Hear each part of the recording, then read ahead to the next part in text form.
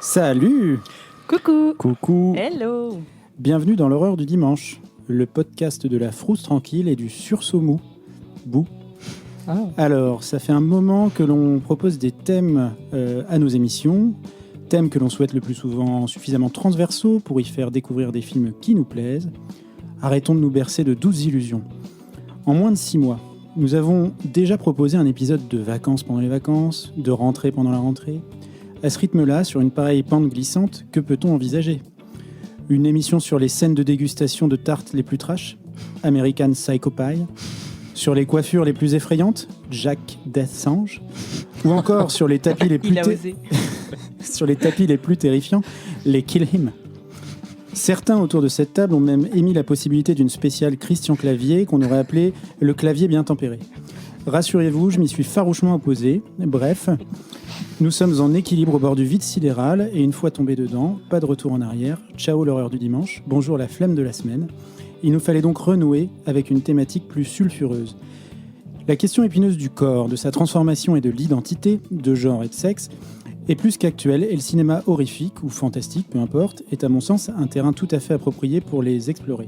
Par exemple, David Cronenberg, Dadou comme on l'appelle et on l'embrasse, cinéaste de l'intérieur du corps et de la tête, l'avait déjà parfaitement compris. En faisant démonstration, alors certes par des trous qui suintent et des fluides corporels qui ruissellent, mais démonstration quand même d'un désir pas toujours avouable ou montrable, de changement du corps ou des dispositions psychiques, d'ici, m'a permis, comme à beaucoup, de passer une meilleure adolescence et d'être en paix avec ma cervelle et mes gonades, comme dirait Grand Corps Malade. Dans un environnement évidemment plein de tabous. Je ne suis pas le seul à avoir une adolescence mouvementée évidemment, et David Crocro, si grand cinéaste soit-il, est plutôt du genre cis et hétéro. Sa vision étant donc loin d'être universelle. Il nous fallait donc pouvoir élargir nos horizons pour aborder ces questions de genre et de sexualité dans leur diversité. On aurait pu faire nos propres recherches, mais comme on est un tantinet feignant, on a fait venir un expert, quelqu'un pour nous remettre dans le droit chemin, quel mauvais choix d'expression, pour nous insuffler un nouvel élan vital. Quand on l'a rencontré pour la première fois, il a su nous séduire instantanément en nous avouant avoir de mauvais goût. Mais je vous rassure, il publie néanmoins de superbes vidéos courtes sur Instagram, très didactiques, au cours desquelles on apprend beaucoup de choses sur le cinéma, plus particulièrement le cinéma d'horreur queer. Croyez-moi, ça vaut largement le détour, on en apprend plus en 2 minutes qu'en une saison de l'horreur du dimanche. Les amis, faites de la place autour de la table. Léo, s'il te plaît, passe-lui ta chaise et ton micro, et ton pull s'il a froid, pour le grand, le magnifique, l'inénérable Maxence, a.k.a. Very Nasty Stories. On applaudit. Ouais, bravo. Bonjour. C'est la meilleure présentation qu'on ait faite. Maxence, merci d'avoir accepté l'invitation. Je ne suis pas toujours très bon pour les présentations. Alors, est-ce que tu peux, toi, te présenter pour ceux qui ne te connaissent pas déjà ? Carrément, et merci à vous de m'inviter. Alors moi, du coup, j'ai un compte Instagram, comme tu l'as dit, Very Nasty Stories, où je parle de culture queer dans le cinéma de genre. Ouais. Ce sont 2 cultures qui sont ce qu'on a appelé, ce qu'on appelle encore malheureusement la sous-culture, et qui s'entrelacent depuis très très très longtemps, et j'essaye un peu de refaire sortir tout ça au grand jour. Ouais, et tu le fais très bien. Merci beaucoup. Merci pour d'être venu, d'avoir accepté l'invitation encore une fois. Et avant de commencer, j'ai l'obligation contractuelle de saluer cordialement Brice la bricole, qui, armé de son Laserman, nous a arrangé un setup à 5 pour l'occasion. Salut Brice. Ça va ? C'est bon, je t'ai présenté, t'iras pas au prud'homme ? L'horreur du dimanche, épisode 14, c'est maintenant, et on commence avec le film de Camille. Camille, Oui. C'est quoi ton film ? Moi, je vais vous parler de Frankenstein créé à la femme de Terence Fisher, sorti en 67.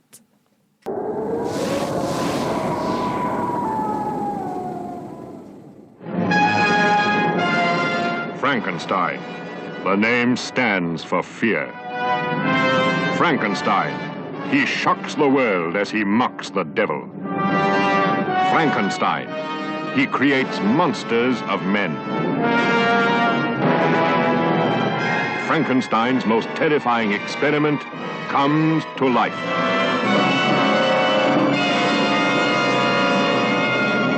Frankenstein created woman. Who am I? Who am I? Mais oui, qui je suis. Qui est-elle? C'est la question qu'on se pose tous. Bienvenue. Je tiens à dire que c'est un film que je suis très heureuse de présenter, mais c'est pas moi qui l'ai choisi. Oui, j'ai manqué à tous mes devoirs. J'ai pas expliqué le high concept de l'émission. Voilà. Est-ce qu'on bosse et puis on dit rien. Vas-y Camille, je t'en prie, explique.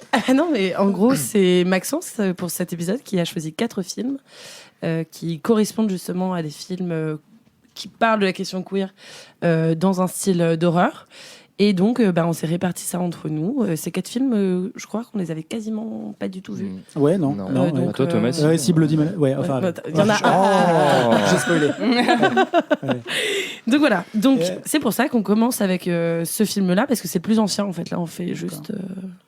Et Maxence, je crois que tu voulais dire un petit mot du film avant qu'on lance Camille dessus. Exactement. Alors pourquoi Frankenstein créa la femme? Pourquoi j'ai choisi ce film? Alors le monstre de Frankenstein, il a une longue histoire. C'est un peu un des mythes fondateurs de la culture queer. Alors évidemment, quand on pense au monstre de Frankenstein, on voit immédiatement ce monstre incompris, chassé avec des fourches par des villageois effrayés. On pense aussi aux scientifiques qui fait des longs monologues sur le fait de ne pas pouvoir enfanter. Oui, c'est vrai. On pense à tout ce genre de choses et évidemment la communauté LGBTQ+ s'en est emparée très très vite et depuis très longtemps. Il y a des cinquantaines, voire des centaines de films sur Frankenstein. J'aurais pu vous faire voir un des films de James Whale et on aurait tous passé un super moment, mais non. Je n'ai pas choisi ça. J'ai choisi un film qui est un peu plus récent que ceux de James Whale, qui date du coup, comme Camille le disait, de 1967, mais qui a une thématique un peu plus intéressante, qui apporte quelque chose de nouveau à ce thème de Frankenstein, puisque ici, on a un changement de sexe. Donc ça l'ancre encore plus dans la communauté LGBTQ+. Vraiment, déjà, je pense qu'en 67, on avait conscience que le monstre de Frankenstein faisait écho à ces gens-là. Donc, c'est pas du tout un hasard. Et voilà, je trouvais ça intéressant qu'on parle de ce film-là qui est moins connu que les autres, mais qui est aussi tout aussi intéressant. Oui. Ok, bah ouais. Effectivement, film assez riche, il y a plein de choses à dire. Je vais vous le résumer, puis ensuite on en discute tous ensemble. Donc en gros, là c'est un film c'est un film d'exploitation, film produit par la Hammer et donc qui sort en 67 après 3 films déjà produits par la Hammer sur la question de Frankenstein, qui comme tu le disais est vraiment un mythe fondateur à la fois de la question, pour la communauté LGBTQIA+, et aussi en général pour l'horreur. Juste petit rappel, c'est issu quand même d'un livre écrit par une femme qui s'appelle Mary Shelley. Donc c'est Frankenstein ou le mythe du Prométhée moderne, qu'elle sort en 1818 à 18 ans. Donc disons que à 18 ans, 18 ans, elle a écrit ça. Donc voilà. Et en gros, la Hammer s'empare de ce mythe-là avec notamment une collaboration avec Terence Fisher, le réalisateur, qui va d'abord sortir en 57 Frankenstein s'est échappé. En 58, donc vraiment juste après, La Revanche de Frankenstein. Il est remplacé en 64 par un autre réalisateur qui s'appelle Freddy Francis, avec l'empreinte... C'est pas un vrai nom. FF. L'empreinte de Frankenstein. Et Terence Fisher revient aux manettes 85 ans. Donc, il revient en 67 pour Frankenstein créé à la femme, parce que c'est des films qui ont hyper bien marché. Qui ont fait beaucoup de chiffres et donc c'était l'occasion de s'y remettre. Et effectivement, c'est un film assez particulier parce que du coup, il est pas du tout sur Frankenstein, le docteur Frankenstein en lui-même. C'est quasiment lui un personnage secondaire qui est toujours interprété par Peter Cushing. Ah là là. Enfin, je sais pas si on dit ça comme oui, Si, Cushing. ouais. L'amiral Larkin. Ouais, qui est vachement bien. Et donc, je vous résume le film, enfin. Elle parle, cette dame. Donc, en gros, on est dans un petit village d'Autriche. Petit village assez étrange, carton-pâte. En termes d'esthétique, on est assez proche du baron de Munchausen. Ouais. Ils sont tous habillés. Ou alors, ouais, non, pas la mélodie du bonheur, mais pas très loin quand même. Ils sont à 2 doigts de chanter le yodel. je mets tous les trucs que je connais sur l'Autriche. Désolée. On embrasse les amis autrichiens. Et donc, en gros, on retrouve Frankenstein, le docteur. Enfin, il a un titre de noblesse, marquis, non, baron. Non, il est baron, ouais. Baron Frankenstein. Et il a 3 doctorats. qui est accompagné d'un ami qui s'appelle Dr. Hertz, qui veut dire le cœur en allemand, je tiens à le signaler. Donc déjà, on est un peu dans un couple potentiellement... Complètement. Voilà, petit couple avec Dr. Hertz qui en fait est juste un mec drôle et gentil. En fait, c'est un peu... qui est le médecin du village. Et ils sont assistés par Hans, qui lui est un jeune homme qui en fait a perdu son père, qui a été mis à l'échafaud, et ça c'est la séquence d'ouverture du film qui pour moi est la plus terrifique en fait de tout le film. Terrifiante. Ouais. Vous voulez dire? Oui, Terrific. Non, ouais. Non, mais c'est parce que tu es ouais, bilingue. parce que t'es bilingue. Non, pardon. Nul. Terrifiante. Oui, mais parce que horrifique et terrifiante, c'est ça. Ouais. Et donc voilà. Et en gros, Hans, c'est donc un peu le garçon orphelin du village, et c'est un peu le personnage principal qu'on va suivre pendant toute la première partie du film. Ses amours, parce qu'il est très attaché à la fille de l'aubergiste qui s'appelle Christina, qui elle est aussi importante parce que c'est une jeune fille qui en fait est défigurée, qui cache avec une mèche, qui a un pied beau et qui est donc la fille de l'aubergiste, qui est qui vit beaucoup de souffrances et de malheurs parce que les jeunes aristocrates du coin se moquent d'elle en permanence. Et il y a une espèce de relation extrêmement toxique autour de cette jeune fille qui est insultée de vierge parce que vu qu'elle est considérée comme laide, évidemment, elle ne peut pas avoir de relation sexuelle. C'est bien connaître la gente masculine, évidemment, que dire ce genre de choses. Donc, tous ces personnages sont là avec Frankenstein qui est toujours en train de faire ses expérimentations pour... en fait, comment dire, dépasser la mort et ramener à la vie. Bon, j'avoue que ça, c'est la partie scientifique que j'ai pas très bien compris. C'est vrai que sur le plan scientifique, le film est moyennement documenté. Je sais pas si le film comprend trop non plus. Mais bon, mais ce qu'il faut noter, c'est qu'il y a quand même tout un sous-texte, moi j'ai trouvé assez fort aussi, de lutte de classe entre à la fois l'aubergiste, enfin tous ces personnages un peu positifs qui sont donc issus des classes populaires, on va dire, et les jeunes aristocrates qui eux sont vraiment des immenses connards. oui, enfin sont des espèces de oisifs parce qu'en plus ils payent pas du tout et qui se croient tout permis, etc. Je vais rapidement parce que c'est un petit peu compliqué de raconter toute l'histoire, mais en fait Hans va à un moment donné être accusé d'un meurtre qu'il n'a pas commis. Il ne va pas dire où il était, il va pas donner d'alibi parce qu'en fait il viendrait compromettre l'honneur de Christina, et donc il va lui aussi se retrouver sur l'échafaud. Et donc là, Frankenstein va se dire tiens, c'est mon moment pour faire mon expérience, je vais le ramener à la vie. Et en fait, il décide pas de ramener à la vie Hans dans son corps d'origine. Il décide en fait de transférer l'âme dans un nouveau véhicule, parce qu'il appelle ça vraiment comme ça. Et c'est le corps donc de Christina qui elle aussi est décédée. Ouais. Voilà. Et là, effectivement, il y a tout un jeu sur la question du pronom. On hésite les personnages jouent en permanence entre le i et le she, et c'est effectivement très intéressant de voir un personnage transgenre parce qu'en plus sa psyché est beaucoup illustrée par la voix de Hans, et en même temps c'est le corps de Christina qui par sa renaissance a aussi de nouveaux attributs féminins complètement exagérée.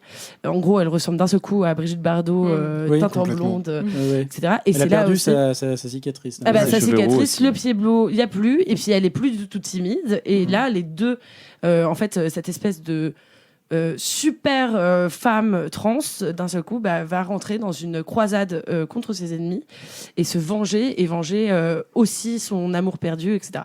Et là, ça devient très, très chouette. Voilà. Mais c'est là où le discours scientifique, qui est confus, c'est vrai, est intéressant, parce que pendant tout le film, ils font vraiment la distinction entre le corps et l'âme. Oui. Entre quel corps tu as et qui tu es. Il y a vraiment une vraie distinction qui est appuyée pendant tout le film. Et notamment les deux scientifiques. Dr. Hertz, lui, est très... il dit ma petite fille. Il est très protecteur. Et tout de suite, il l'accepte comme une femme, alors qu'il sait que c'est un homme, alors que Frankenstein, lui, a un peu plus de recul. Un peu plus froid et distant. Exactement. Ouais, mais effectivement, sa trouvaille scientifique, le petit twist, c'est qu'effectivement, il arrive à comprendre comment sauvegarder l'âme de quelqu'un pour dépasser la mort, en dehors du corps. Et il fait l'expérience sur lui-même au début. Il sort d'un espèce de grand réfrigérateur. Oui, c'est assez drôle d'ailleurs. Oui. Toi, ça t'a plu, Léo, le film ? Ouais. Moi, ça m'a plu. Il est un peu maladroit, hésitant à pas mal de moments, mais c'est ça aussi qui le rend assez rigolo et plaisant à voir. Moi, j'ai bien aimé dès le départ. Quand les riches c'est des méchants, c'est cool parce que c'est vraiment des on méchants. On retrouve notre Léo national. Voilà. Et du coup, ça m'a tout de suite un peu parlé du coup avec cette histoire. En fait, c'est une tragédie. Toute cette histoire. Et j'aime bien comment le film amène aussi du coup tout le passage de la fusion des deux âmes dans ce même corps. Je trouve que c'est bien amené et justement, je trouve que c'est pas lourdingue ou il n'y a pas de questionnements qui sont faits, qui sont un peu lourds ou inappropriés sur la sexualité, etc. quoi. Et oui, en plus, la croisade à la fin est quand même assez satisfaisante parce que ces personnages infâmes, un revenge movie, du coup en 67, donc c'est cool. Ouais. Moi, le seul truc, effectivement, je l'ai évoqué juste avant, c'est ce côté, le fait que le corps de Christina soit complètement transformé. Parce que, bon, alors évidemment, comme dans beaucoup de films de cette époque, et puis ça a duré très longtemps après, hein, je crois que dans les années 2000, on faisait encore ça, pour faire croire que quelqu'un n'était pas beau ou pas belle, on lui mettait une cicatrice ridicule ou des lunettes. Mais on comprend pas bien. On comprend pas bien. Mais même le coup des cheveux roux aussi, c'est pareil. Vrai, c'est quand même assez étrange comme vision. Voilà, il y a quand même une vision de l'idéal féminin, quoi, qui est quand même. Mais bon, c'est un film de 67, donc c'est un petit peu difficile de le séparer de son contexte. Mais sachant que le film s'appelle Frankenstein créé à la femme parce que c'est un hommage à Et Dieu créé à la femme de Roger Vadim qui est avec Brigitte Bardot, donc là le lien en plus se fait beaucoup avec les deux actrices, qui a été un immense succès et en fait la Hammer voulait surfer sur cette idée, quoi. Oui. C'était aussi l'occasion de lancer cette nouvelle actrice que j'ai notée quelque part. Je ne sais plus son nom, je vais le retrouver. Nouvelle actrice qui devait devenir une Hammer Girl. Ouais, et puis c'est voilà, tu rebondis dessus, mais c'est effectivement en plus un film de la Hammer, donc un film d'exploitation en quelque sorte. On verra un peu plus tard qu'il y a des films d'exploitation un peu plus crado qui ont été faits par la Trauma.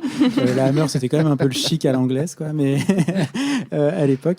Mais oui, il y a aussi ce côté-là, donc il fallait quand même un personnage féminin qui corresponde au canon de la féminité. Suzanne Denberg, qui d'ailleurs parle à moitié en allemand pendant tout le film et donc a dû être redoublée.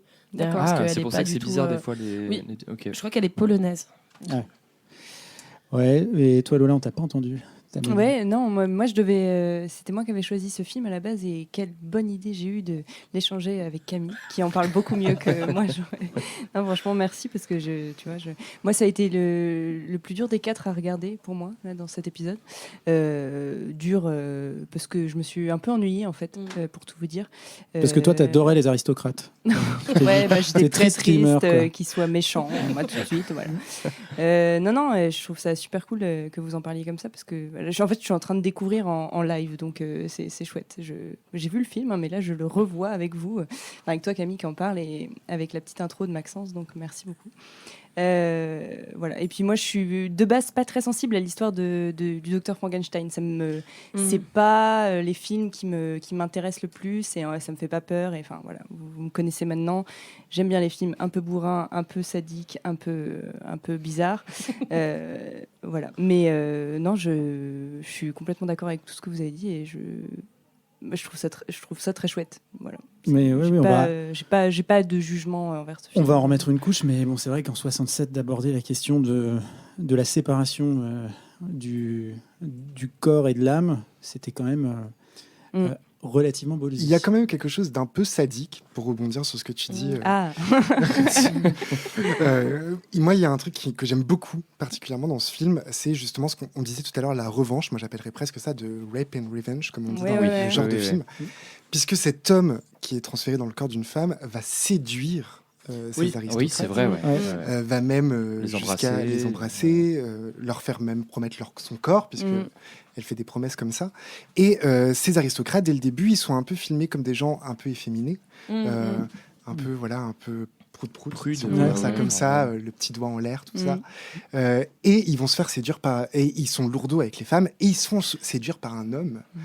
Sans le savoir. Incroyable. Et ça, moi, je trouve assez sadique pour l'année. Donc, évidemment, 1967, on se remet dans ce contexte-là.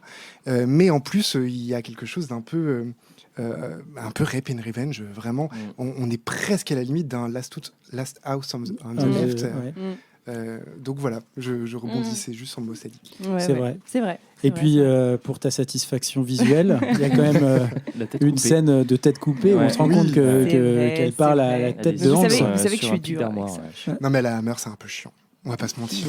Mais en plus, je suis très nulle avec les films de la Hammer. Moi, j'ai aucune connaissance là-dessus. Je n'ose pas en parler. Mais c'est vrai qu'il y a toujours ce côté un peu. Il y a toujours un peu des problèmes de rythme, quoi. Oui. Il y a toujours une heure où il ne se passe pas grand-chose. C'est la Hammer, quoi. C'est vrai que tu disais, je sais plus si c'était toi qui disais ça, Camille, tout à l'heure, du coup, mais la spatialisation et cette espèce de village où en fait que tu vois que 2 lieux, ça fait très carton-pâte, ça fait très studio. Et les ficelles sont assez évidentes. Après, encore une fois, voilà, le film a quand même... Ils se perdent dans plein d'allers-retours qui sont pas nécessaires, tu vois. L'auberge, en fait, il y a 3 lieux. Il y a la maison où ils sont Frankenstein et Hertz. Donc là, c'est chez le docteur Hertz. Et puis alors, vu qu'en plus c'est le 3e de la saga, je pense qu'en fait, il y a plus de prise de tête sur le fait de présenter les personnages. C'est vraiment juste, on te jette dedans et puis t'es censé limite reconnaître. Ah oui, c'est la petite rue où il y avait un cordonnier la semaine dernière. Enfin, moi, je n'ai pas vu les anciens, donc j'avoue que j'étais un peu perdue. Je me dis, mais qu'est-ce qu'ils font ? Mais il y a des trucs très drôles en même temps parce que je trouve qu'il y a c'est comme s'ils assumaient le côté très théâtral. Ouais, en fait. Et quand ils s'échappent par le toit, tu sais, et là c'est pareil, ça fait vraiment cartoon en mode Looney Tunes. Oui, c'est ça. Il y a ça, il y a toute la scène du balcon où en fait c'est juste les aristocrates complètement ivres qui se mettent à hurler, à proférer des insultes à Xtina, comme je l'appelle, qui est dans son lit avec Hans en train de dire t'es juste une prude, etc. Alors qu'en fait elle vient de consommer son amour. On dirait presque une espèce de Roméo et Juliette complètement tordue. C'est assez marrant parce que et en reprenant l'idée que tu émettais, que je trouve très intéressante, le truc c'est que à ce moment-là la déclaration devient presque vis-à-vis de Christina et aussi de Hans parce qu'ils sont ensemble à ce moment-là, tu vois. Donc il y a un jeu effectivement en permanence sur les deux. Effectivement. Oui, c'est vrai, ouais.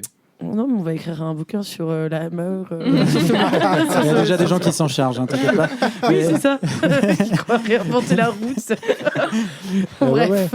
Non, mais pour revenir juste sur la forme du film, qui est certes un peu chiant, moi je trouve quand même qu'il arrive à déployer. Ça dure 1h30. C'est un peu long, mais il arrive quand même à déployer une intrigue assez complexe, si bien que moi j'ai mis un peu de temps à comprendre où le film voulait en venir. Alors, est-ce que c'est parce qu'il est confus ? Parce qu'une fois que les personnages ont été présentés, qu'on a vu un peu tout le monde, on comprend ce qui va se passer. Mais c'est assez compliqué, en fait. Quand tu prends un peu de recul, ce qu'on te raconte est assez complexe. Tu vois, parce qu'il faut quand même présenter le couple raillé, il faut présenter les aristocrates, Frankenstein dans son coin avec le docteur Hertz. Il y a quand même beaucoup de personnages qui sont présentés en relativement peu de temps, si bien que quand l'intrigue arrive, quand tu comprends où va l'intrigue aller à la fin du premier tiers du film, tu dis quand même, tu vois, on m'a présenté beaucoup de choses, tu vois, et donc c'est quand même relativement habile, je trouve, de ce point de vue-là. Oui. Et voilà, bon, il y a un petit ventre mou. Et puis, ça sera pas le seul de l'épisode. Hein. Je vais le dire. Ah, t'es dur. Bah non, mais bon. Non, et moi le seul truc qui m'a un peu déçu quand je l'ai regardé, parce que j'ai pris beaucoup de plaisir à le regarder quand même, je tiens à le préciser, c'est la fin qui est un peu expédiée. Mais oui, complètement. Ouais. Et en plus d'être expédiée, elle est un peu douce amère parce que alors est-ce qu'on spoil ou pas? Oui, vas-y. Bouchez vos oreilles si vous voulez pas. Christina se suicide. Oui.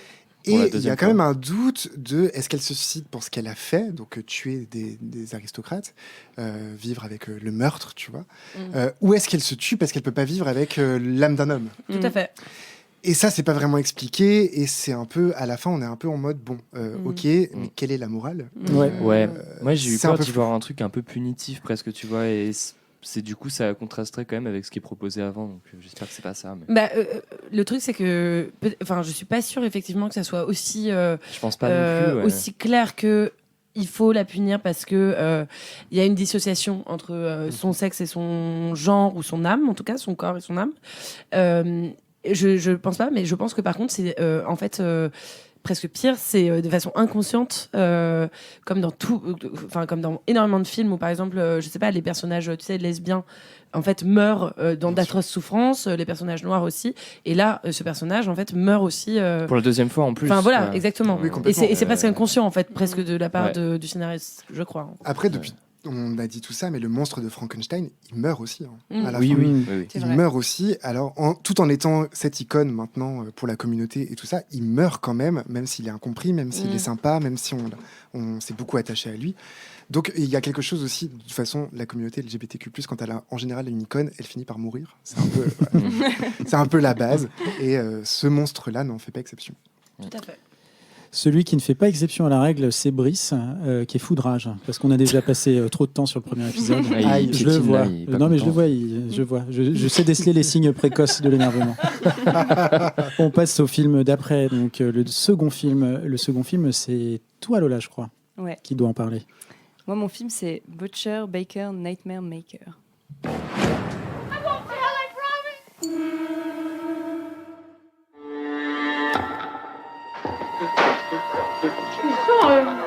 Try to rape me. You buy attempted rape? No. Do you? There isn't a bruise. And these two walk in and find Junior here holding the knife. They're doing everything they can to take him away from us. Did you know that he's still thinking of leaving? He'll never leave us.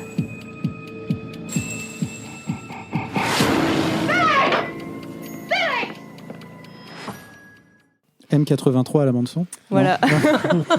Pauvre Billy. On tient à révéler la petite anecdote où Léo a dit « ça me fout les grelots ». Bah oui, mais si quelqu'un connaît cette expression, qu'il nous le dise. Je voulais dire les jetons, mais je trouve que le son laissez-nous un commentaire sur les réseaux. Voilà. Je crée de l'engagement encore. Ça me fout les grelots, j'y peux rien. Voilà. Comme ça. Donc Butcher, Baker, Nightmare Maker, titre original qui ensuite a été renommé par Night Warning, l'avertissement de nuit, et le titre français c'est À la limite du cauchemar, donc c'est moyen bof.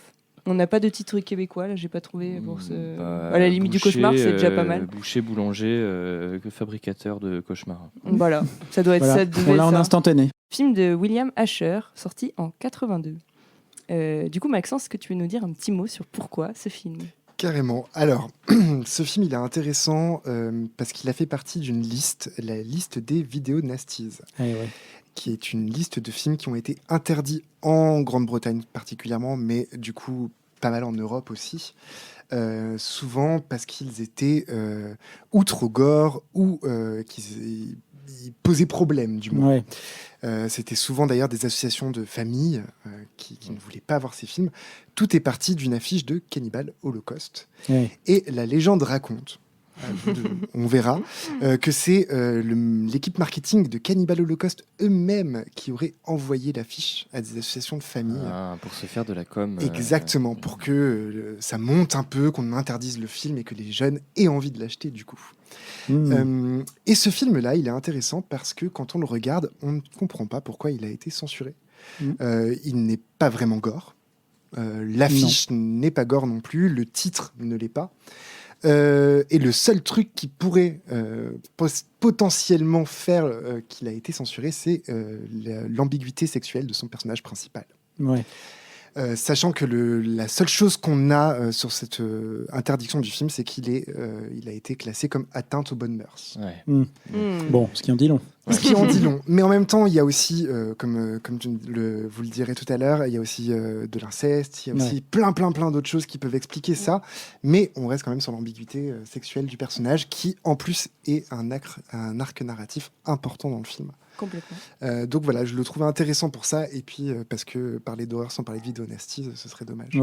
C'était l'occasion. Exactement. Il y a un film qui est sorti il n'y a pas longtemps qui s'appelle Nasties, sur une femme qui travaille dans une agence de visionnage, etc. censure. C'est Censor. Censor, ouais. Exactement. Censor, ouais. Ça se passe en Grande-Bretagne, d'ailleurs, je crois. Oui. Et elle est effectivement, elle enquête sur des choses étranges. Complètement. Et ça pourrait même expliquer, alors je sais pas, là c'est vraiment de la théorie, mais ça pourrait même expliquer son changement de titre.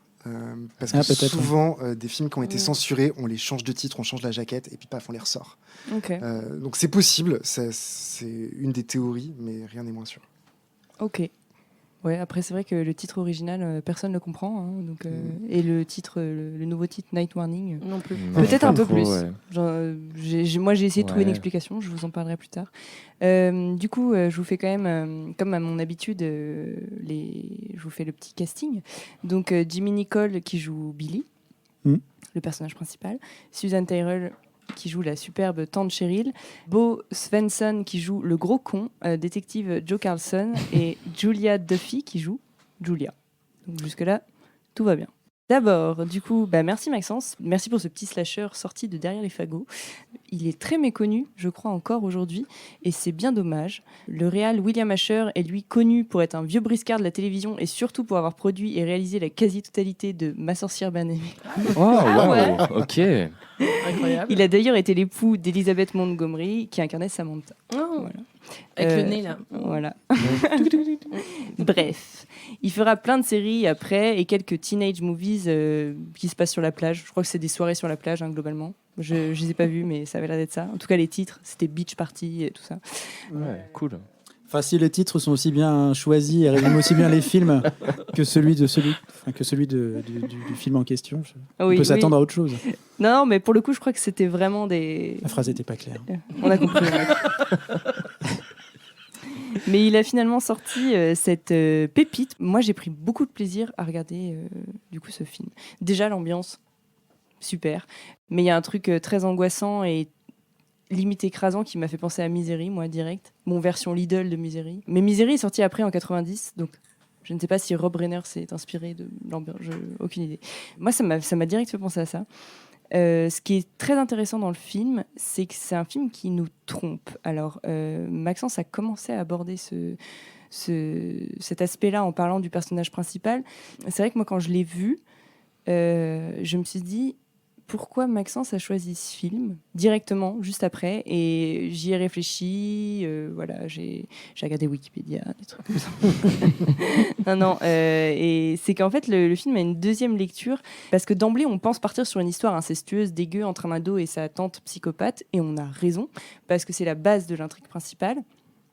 Que va faire la tantine zinzin pour garder son Billy près d'elle à tout jamais? Mais en fait, le film, il aborde autre chose de manière... je vais dire complètement dissimulé, mais c'est une fois qu'on l'a vu, c'est plus tant dissimulé. Mais voilà, et c'est ça qui nous intéresse. Enfin, moi, je trouve que c'est ça qui est intéressant dans le film. Et vous m'arrêtez si je dis des conneries. Hein. Franchement, je m'emporte. Je suis dans une interprétation du film. Voilà. Donc, cette autre chose, ça découle en fait du premier élan meurtrier de Cheryl, qui est en fait pas vraiment son premier élan meurtrier, mais on comprendra plus tard. Et là, ça va parler d'homosexualité concernant donc Billy et de deux personnages secondaires qui sont en fait très important. Il s'agit du couple composé de l'entraîneur de basketball de Billy, qui est un mec très sympa au lycée, voilà, qui d'ailleurs lui propose une bourse pour l'université. Enfin, voilà, il y a toute une histoire là-dessus, je vous en dis pas plus. Et la deuxième personne de ce couple, c'est le réparateur télé, qui est sauvagement assassiné par Cheryl un soir chez elle, alors qu'elle commence à sentir que son neveu lui échappe et que, franchement, elle a envie de la chose. Je ne sais pas comment le dire autrement. De la bête à deux dos. Voilà. Du coup, la séquence se passe mal. Elle tente quelque chose, il refuse et elle le tue. Ouais. Normal. Jusque-là, bon. Et en fait, du coup, moi, c'est là que j'ai vu peut-être une explication au deuxième titre, le Night Warning. D'ailleurs, il y a un moment très bizarre parce que cette séquence commence l'après-midi, il fait jour, et puis d'un seul coup, il fait nuit. On voit Billy qui arrive derrière la fenêtre, il fait nuit. Donc, je me suis dit, c'est le Night Warning, je fonce dedans. Donc, c'est le premier avertissement de la folie de Cheryl. Pour moi, je me suis dit, vas-y, on tente un truc. Donc ensuite, Cheryl, bien entendu, elle va aller jurer mordicus au flic qu'il a essayé de la violer, le mec de la télévision. Elle ment, on le sait, Ça, le spectateur le sait.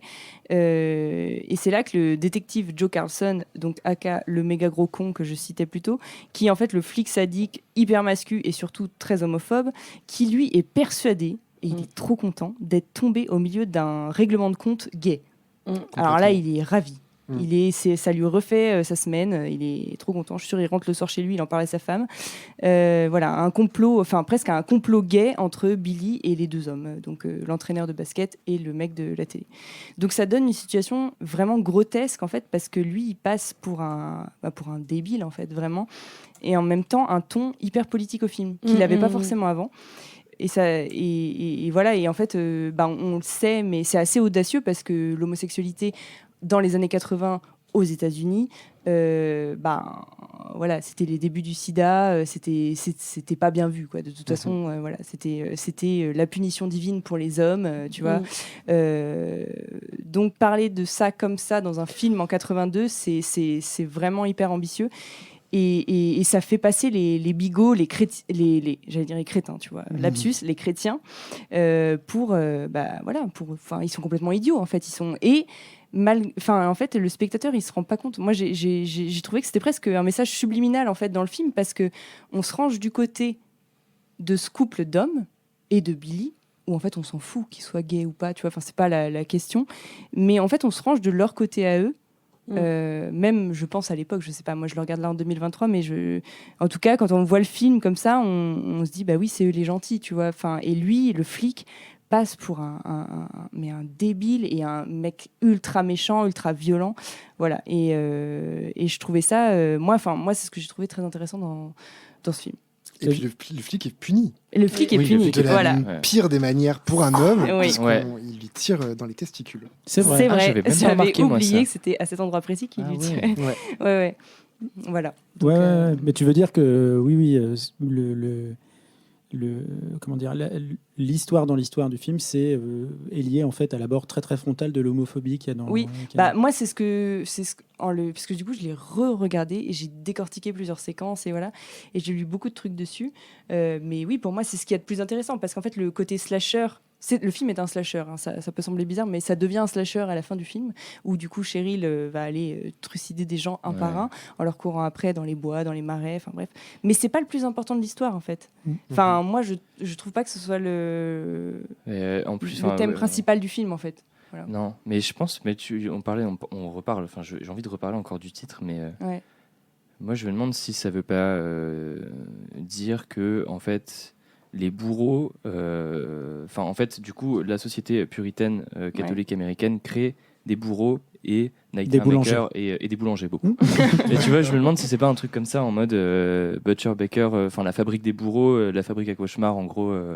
Parce qu'en fait, Cheryl, elle incarne aussi tous les symptômes de la contrainte sociale et morale de la société, genre hyper puritaine et conservatrice catholique américaine. Tu vois, parce qu'à un moment donné, elle dit quand même cash, Billy, les homosexuels sont très malades. Il y a plein de crucifix et de peintures de Jésus et tout chez elle quand même. Donc c'est rappelé pas mal de fois dans le film.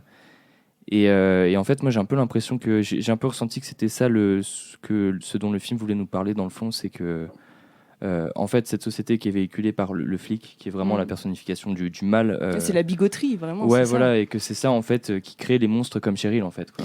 Et qui ne voit surtout pas les vrais coupables, parce qu'on est quand même face à une situation d'inceste pur et dur, je veux dire. C'est ça, et ça, c'est l'intrigue principale du film. Et c'est Billy qui est soupçonné. Évidemment, direct, exactement. Et en fait, la seule question que pose le flic, c'est est-ce que t'es un homosexuel ou est-ce que t'es pas un homosexuel, quoi. Il va même jusqu'à lui demander s'il couche avec sa copine et tout. Hein, tout à fait.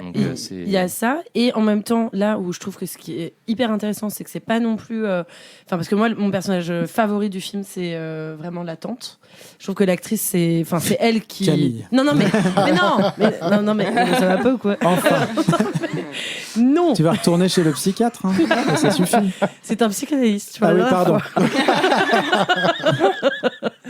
Susan Tyrrell qui interprète ce personnage, c'est vraiment elle qui donne du corps au film. Ouais. Parce que Non, mais elle est je suis désolée, Billy, il est gentil, Ouais, c'est mais le petit Billy, quoi. c'est pas possible. Non, mais elle, c'est le monstre en fait du film. Voilà, et elle a vraiment un truc, elle porte. Il y a une transformation séquences physique en plus, Oui. du début à la fin. elle où devient elle est animale, vieille, enfin tout ce qu'on veut. Enfin, elle devient vraiment terrifiante au fur et à mesure. Et en même temps, ce qui est très intéressant, c'est que le flic, la première question qu'il lui pose, alors je pense que c'est une relecture de 2023 que j'ai, mais il remet en cause sa parole. Il remet en question sa parole quand elle dit qu'elle a été agressée. Et il sous-entend qu'elle est moche en fait. Oui, Exactement. complètement, Et il n'arrête pas de lui demander si elle a des relations avec des hommes. Ouais. Donc il dit est-ce que tu es mariée? Est-ce que tu as été mariée? Est-ce que tu es veuve? Et ça finit par est-ce que tu es lesbienne? Et ça, moi, je trouve que c'est quand même très intéressant de voir en fait à quel point justement ce personnage du flic, c'est vraiment le bigot dans ce que ça a de pire, c'est-à-dire la personne qui est plus capable de voir une autre réalité que sa grille de lecture complètement débile. Tu vois. Mais je pense que le film a quand même est en avance sur son temps. Comme tu disais, là tu le regardes en 2023, mais je pense qu'il y a quand même que le réalisateur ou le scénariste ont quand même pensé à ça. Et il y a aussi, tu disais que la star du film c'était la tante, je suis hyper d'accord avec toi, mais il y a aussi les costumes. Billy porte des crop tops, Oui, c'est vrai. des shorts hyper courts. Même moi, je n'ose pas les porter. Mais oui, complètement. Quand il fait très chaud, Moi, je me suis dit, c'est les années 80. Non, mais c'est vrai que quand ils font du basket, ils ont les. Mais c'est vrai que c'est ouais. Billy, il est habillé du début à la fin. Il est souvent torse nu aussi. Complètement. Avec le lait aussi, ça c'était hyper On voit beaucoup ses fesses. Oui, on voit. Enfin, il y a vraiment quelque chose de hyper avant-gardiste dans ce film, de son histoire à ses décors, je trouve, et ses costumes. Tout à fait. Autre chose que je voulais rajouter par rapport à la question de l'inceste, que je trouve très fine, très, très finement amenée, c'est en fait il y a une voisine à un moment donné qui finement amenée. Non mais parce qu'il y a un dialogue. Non mais parce que non mais évidemment la relation entre les deux personnages. Il y a inceste et inceste. Non. Non mais c'est juste que cette relation incestueuse, elle est aussi encouragée par la société, tu vois. Et ça c'est dit, c'est pas juste une femme complètement folle qui tu vois, a un rapport incestueux en fait. C'est beaucoup plus tordu que ça, et c'est avec la société aussi, parce qu'il y a au tout début du film un dialogue avec une voisine qui dit à tante Cheryl, qui est une meuf méga stressée du fait que Billy va partir parce que il fête son anniversaire et elle est en train de chialer dans son lit parce que ça veut dire que dans un an il va vraiment partir, et la réflexion de la voisine c'est il a bientôt 17 ans donc ça veut dire qu'il va partir et donc tu as besoin d'avoir un homme à la maison. Et moi je trouve que ça c'est hyper fin sur le fait que la société aussi encourage cette relation méga incestueuse, quoi. C'est-à-dire que Billy, on le traite comme un homme de la maison. Voilà, exactement, tu vois. Mais je suis d'accord avec toi là-dessus, mais ça c'est une lecture assez effectivement moderne du film. Dans les faits, dans le film, t'as quand même une justification, tu vois, hyper simpliste du fait que, en gros, tante Cheryl, c'est une psychopathe. Tu vois ce que je veux dire? Elle est présentée comme telle, et à la fin, on te la montre comme telle parce que tu apprends qu'elle a. Elle l'est. Voilà. Oui. Mais tu vois, c'est pas juste. C'est pas juste quelqu'un de normal qui est soumis à dépression. Ça aurait été vraiment génial de le montrer comme ça. Bien sûr. Mais moi je trouve que c'est vraiment expliqué. Enfin, en tout cas, moi c'est ce que j'ai perçu du film. C'est que les troubles de tante Cheryl, et en tout cas c'est là où c'est montré de façon subtile dans le film, et c'est pour ça que je suis pas sûr de ce que je vais dire, mais moi j'ai vraiment eu l'impression que le film voulait me dire en tout cas que le personnage de tante Cheryl et ce qu'elle incarne, c'est le résultat du flic en fait. Enfin, c'est le résultat et je du coup. Oui, à la fois, le film te dit clairement que c'est une psychopathe parce qu'elle a la tête coupée de son premier. Je voulais pas à la cave. Mais voilà. C'est pas grave. Oui, elle en est pas à son premier. C'est ça qui est le côté un petit peu, tu vois, qui est la caution, tu vois. Parce que ça reste un film d'horreur aussi après, donc. Oui, mais je pense que c'était aussi plus simple à sortir, même s'il a été censuré. Je pense que c'était plus simple à sortir en montrant que de toute façon elle est tarée, parce que regardez, elle découpe des têtes de. Tu vois, mais le sous-texte est là par contre, quoi. Clairement, clairement il est là. Mais du coup, la question reste toujours la même. Maintenant que vous l'avez tous vu, pourquoi ce film a été censuré, quoi? Oui, c'est vrai que. Moi, je pense que c'est ce côté un peu subliminal, en fait, les gens n'ont pas trop compris, tu vois. Enfin, après, moi, je suis pas un génie. Moi, je pense que quand je regarde un film, tu vois, mais vraiment, quand je l'ai vu au premier visionnage, je l'ai vu, je me suis dit, j'ai aimé, ça m'a fait quelque chose, mais du coup, j'arrivais pas à le raccrocher au thème de l'épisode, tu vois, et je me suis... Enfin, instantanément. Voilà, et en fait, c'est vrai qu'en y réfléchissant un peu, t'as un énorme message derrière qui est politique, et... mais qui est pas... qu'on te sert pas sur un plateau comme ça quand tu regardes le film. C'est ça, et qui est pas non plus très positif. Et je pense que ça me mettait très mal à l'aise les gens, en fait. C'est ça, moi je trouve qu'il y a quand même un truc de... Enfin, moi j'ai été aussi pas très à l'aise face à ce film, parce que le personnage de Billy, donc on te rappelle en permanence que c'est donc un jeune enfant, un jeune garçon, justement victime de sa tante. En fait, il est quand même très sexualisé pendant tout le film. Il y a une espèce de désir permanent pour ce personnage. Tout le monde le veut. Voilà, et qui, moi, me mettait un peu mal à l'aise, parce que, par exemple, il y a une scène de sexe entre lui et sa copine qui est très, très longue, je trouve, par rapport, tu vois, à plein de films américains puritains. Enfin, je veux dire, là, c'est quand même des gamins qui, en gros, je pense, font leur première fois, quoi. Et c'est long, tu vois, et il y a un truc bizarre. Enfin, moi, j'étais un peu mal à l'aise de ça. Pareil, à un moment donné, il rentre dans la douche, et en fait, sa tante rentre, et donc tu comprends que c'est pour montrer que, évidemment, elle n'a pas à être là, et il arrête. Et en fait, il y a tout un dialogue où lui se cache pas non plus. Tu vois, alors qu'il a une serviette à la main, et donc on voit ses fesses, etc. Et j'y voyais pas un truc joyeux, tu vois, j'y voyais un truc de c'est bizarre, tu vois, de complètement. De tout mêler, enfin comme ça. Ouais, effectivement. Donc je pense que ce malaise-là a dû contribuer probablement à la censure du film, mais moi je pense que la façon très frontale d'aborder la question de l'homophobie, ça ne devait pas mettre à l'aise les gens qui le regardaient. Bah oui, tout à fait, c'est clair. Mais c'est très frontal et en même temps pas si évident que ça, moi je trouve. Il y a quand même des... Enfin, oui, mais en fait, en 82... le film est sorti aux États-Unis. Je suis pas sûre que les gens qui le regardaient se disaient oh mon Dieu, c'est homophobe. Tu vois, je pense que le plus évident c'est le flic. Voilà. Mais je pense qu'ils se sentaient un peu visés. D'ailleurs, c'est cool aussi parce que t'as deux flics en fait. T'en as un qui n'est pas omnubilé par le puritanisme et la bigoterie, quoi. Et qui, il est woke, clairement. Il est pas woke, mais en fait, du coup, il voit ce qui se passe. Il voit qu'il y a quelque chose de pas normal qui se passe. Et en fait, le détective, donc son boss, visiblement, est tellement omnubilé par sa pensée et par sa construction sociale que lui est incapable de voir au-delà de ce que lui a envie de voir sur... Tu sais, c'est un peu le sketch de... Putain, je parle de trucs très très vieux. Hein. Des Guignols avec Philippe de Villiers qui voit des homosexuels partout dans la rue avec des poireaux au marché, des trucs comme ça. C'est un peu ça, en fait. Il voit la déviance partout. Et du coup, il a envie que ce soit ça. Quoi, c'est le crime en soi. Il n'y a pas le meurtre...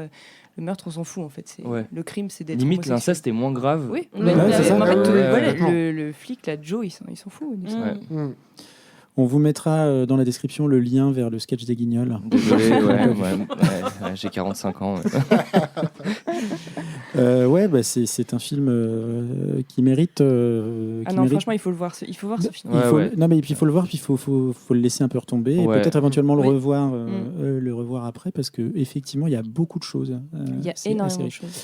Bon, formellement, moi, je l'ai trouvé assez réussi. Il y a la scène de la main coupée qui est un peu cheap. Oui, on parle pas des effets spéciaux. Mais en tout cas, formellement et en termes d'ambiance, c'est quand même très bien. La scène de la fin, la poursuite entre Cheryl, j'arrête de l'appeler tant de Cheryl, entre Cheryl et Julie, Julia, je sais plus. Julia. Donc la copine de Billy. Elle est très très bien foutue. Il y a un affrontement assez violent dans une espèce de mare. Éclater la tronche. Mais elle, tu te demandes comment elle est encore vivante à la fin. Ouais. Mais bon, il y a des personnes, il y a vraiment des acteurs très engagés, quoi. Enfin, c'est assez fou. Et surtout elle, je la trouve elle est incroyable. Elle porte le film en vrai, du début à la fin. Bette Davis, complètement timbrée, trop chouette. Grave. Regardez-le. On passe au troisième film de la soirée. Le troisième film de la soirée, c'est le film que moi j'ai regardé. Voilà. Du coup, il est super. Du coup, c'est de loin le meilleur. Je suis d'accord. Merci. Monster in the Closet. Brice, bouillie sonore.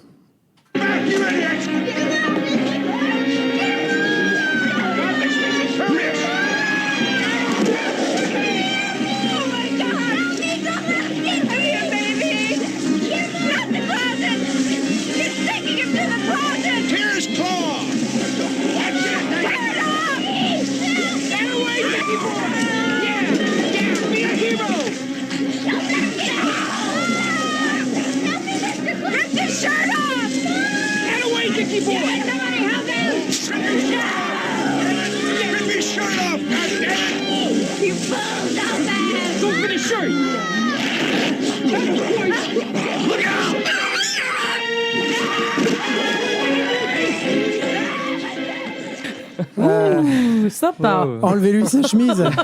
Déchire-lui sa chemise, putain. Be a hero. Ok. Monster in the Closet. Tu lui remets un peu de contexte, Thomas. Non, je le dirai après. Monster in the Closet, film de Bob Dylan de 1986. Maxence, tu veux peut-être nous dire un petit mot du film ? Complètement. Alors, pourquoi Monster in the Closet ? C'est surtout parce que c'est produit par la Troma. Troma, qui est une boîte de production, si je ne me trompe pas, qui avait été ouverte en 1975 par Lloyd Kaufman. Et ce sont des films qui ont la réputation d'être très trash, ce qui n'est pas le cas de Monster in the Closet. Non, mais assez, qui ont la réputation d'être débiles, ce qui n'est pas vraiment le cas de Monster in the Closet, même si on pourrait le croire au premier visionnage, mais pas vraiment. Et c'est des films qui ont la réputation d'être, le mot que je déteste, des nanars. Je ne supporte pas ce mot, je veux qu'on le raye de tous les dictionnaires du monde, par pitié. Moi, je dirais surtout que ce sont des films qui sont punk, ce sont des films qui sont en totale indépendance, qui sont créés par des auteurs à qui on laisse carte blanche totale. Parfois, on ne devrait pas, mais on le fait quand même. Ce sont des films qui sont vraiment créés pour l'exploitation et pas du tout pour le grand public, il faut le dire aussi, parce que ce pas des films qui sont facilement diffusables pour tout le monde. Et voilà. Et la Troma, c'est des films aussi qui sont beaucoup engagés, malgré ce qu'on pourrait croire, parce que oui, on rigole beaucoup devant les films de Troma. C'est très très drôle, mais c'est surtout très engagé. Lloyd Kaufman, c'est quelqu'un qui est beaucoup dans beaucoup de causes, qui est très démocrate, déjà pour commencer. La communauté LGBTQ+, il est à fond dedans. C'est pas son premier film qu'il produit avec cette envie-là. Je pense à Fag Hag, par exemple, qui est une comédie musicale horrifique, produite par Lloyd Kaufman. Voilà. Et on peut aussi citer Toxic Avenger, quand même, son plus grand film avec un mec en tutu. Ouais. Tout de même. Donc voilà, la Troma, il y a un peu des lettres de noblesse à reconquérir, même si, évidemment, tout le monde aime généralement la Troma. On a tendance à aimer pour son côté rigolo, pour son côté franchouillard, pour son côté c'est trop drôle. Mais c'est aussi super engagé et c'est super intéressant. Eh bien oui, je vais te paraphraser un petit peu, mais ça complétera. Je vous dis un petit peu quelques mots du film. Film de 86 de Bob Dylan. Alors à Bob Dylan, c'est son seul film en tant que réalisateur. Il a eu une carrière de premier assistant réalisateur sur de nombreux projets, belle carrière. Quand on va sur sa fiche IMDb, certains sont plus douteux que d'autres, genre Sauver Willy 3. Il y a un 3. Pourquoi pas. Et surtout, projet Alf. Alf, du show l'extraterrestre. Ah, mais oui, je vais peut-être le regarder. Ouais, je vais peut-être le regarder. Donc tu le disais, film distribué par la Troma Entertainment, la Troma comme on dit. Et donc tu le disais également, créé en 74-75 par Lloyd Kaufman et son compère Michael Hertz, comme le nom du médecin dans Frankenstein crée la femme. C'est donc, tu le disais, spécialisé dans la production et la distribution de films d'exploitation petit budget, et on leur doit, tu en parlais, The Toxic Avengers, réalisé par les deux compères, et aussi Roméo et Juliette. Bien sûr. Vous l'avez ou pas, la ref Qui est génial, d'ailleurs. Il faut voir Roméo et Juliette, vraiment. De Lloyd Kaufman, où l'on va retrouver au scénario de Roméo et Juliette un certain James Gunn, qui est aujourd'hui passé du côté mainstream de la force. Un vendu. Voilà, un vendu. Et on verra un peu plus tard en parlant que Monster in the Closet, ça échappe un petit peu à ce cahier des charges du film gore et du film trash, en fait, parce qu'il n'est pas très trash, en fait, Monster in the Closet. C'est aussi un film dans lequel on retrouve Paul Walker dans sa première apparition au cinéma. C'est là qu'il est. C'est tout sous ce que tu dis là. À bien des années Nitro Boost de la saga des Fast, et Stacey Ferguson, Fergie, qui crie fort au début du film, qui affûte probablement son art pour sa future contribution au Black Eyed Peas. Ah, c'est Fergie. Attends. oui, c'est Fergie. A little party never killed nobody. J'avais pas reconnu du tout. Hein. Elle est toute petite. Bah oui. Bah oui, c'est normal, ouais. Alors, Monster in the Closet, de quoi ça parle ? Grande question. Eh bien, je pense qu'on peut résumer simplement ce qui, de toute évidence, l'est, tant le film est limpide. Après avoir assassiné un paquet de franciscanais, c'est comme ça qu'on désigne les habitants de San Francisco, dont un David Carradine en roue libre, qui est pas loin de son 300e rôle, voilà, et Fergie. Le mystérieux monstre du placard semble menacer la ville, laissant police et journalistes enquêtant sur l'affaire sur le carreau. C'est là qu'entre en jeu Clark Kent, Richard Clark, journaliste bisu, qui, entouré d'une prof de sciences à lunettes, d'un savant fou, d'un prêtre, compte bien résoudre ce mystère. Vous allez me dire, c'est Scooby-Doo, quoi. C'est le début d'une mauvaise blague. Le début d'une mauvaise blague, oui. Ensemble, armés d'un xylophone et d'une... cette mélodie, mais... Mais surtout, combien de joints pour écrire ce genre de scénario, tu vois, Beaucoup. C'est genre rencontre du troisième type, mais avec un xylophone, quoi, tu vois.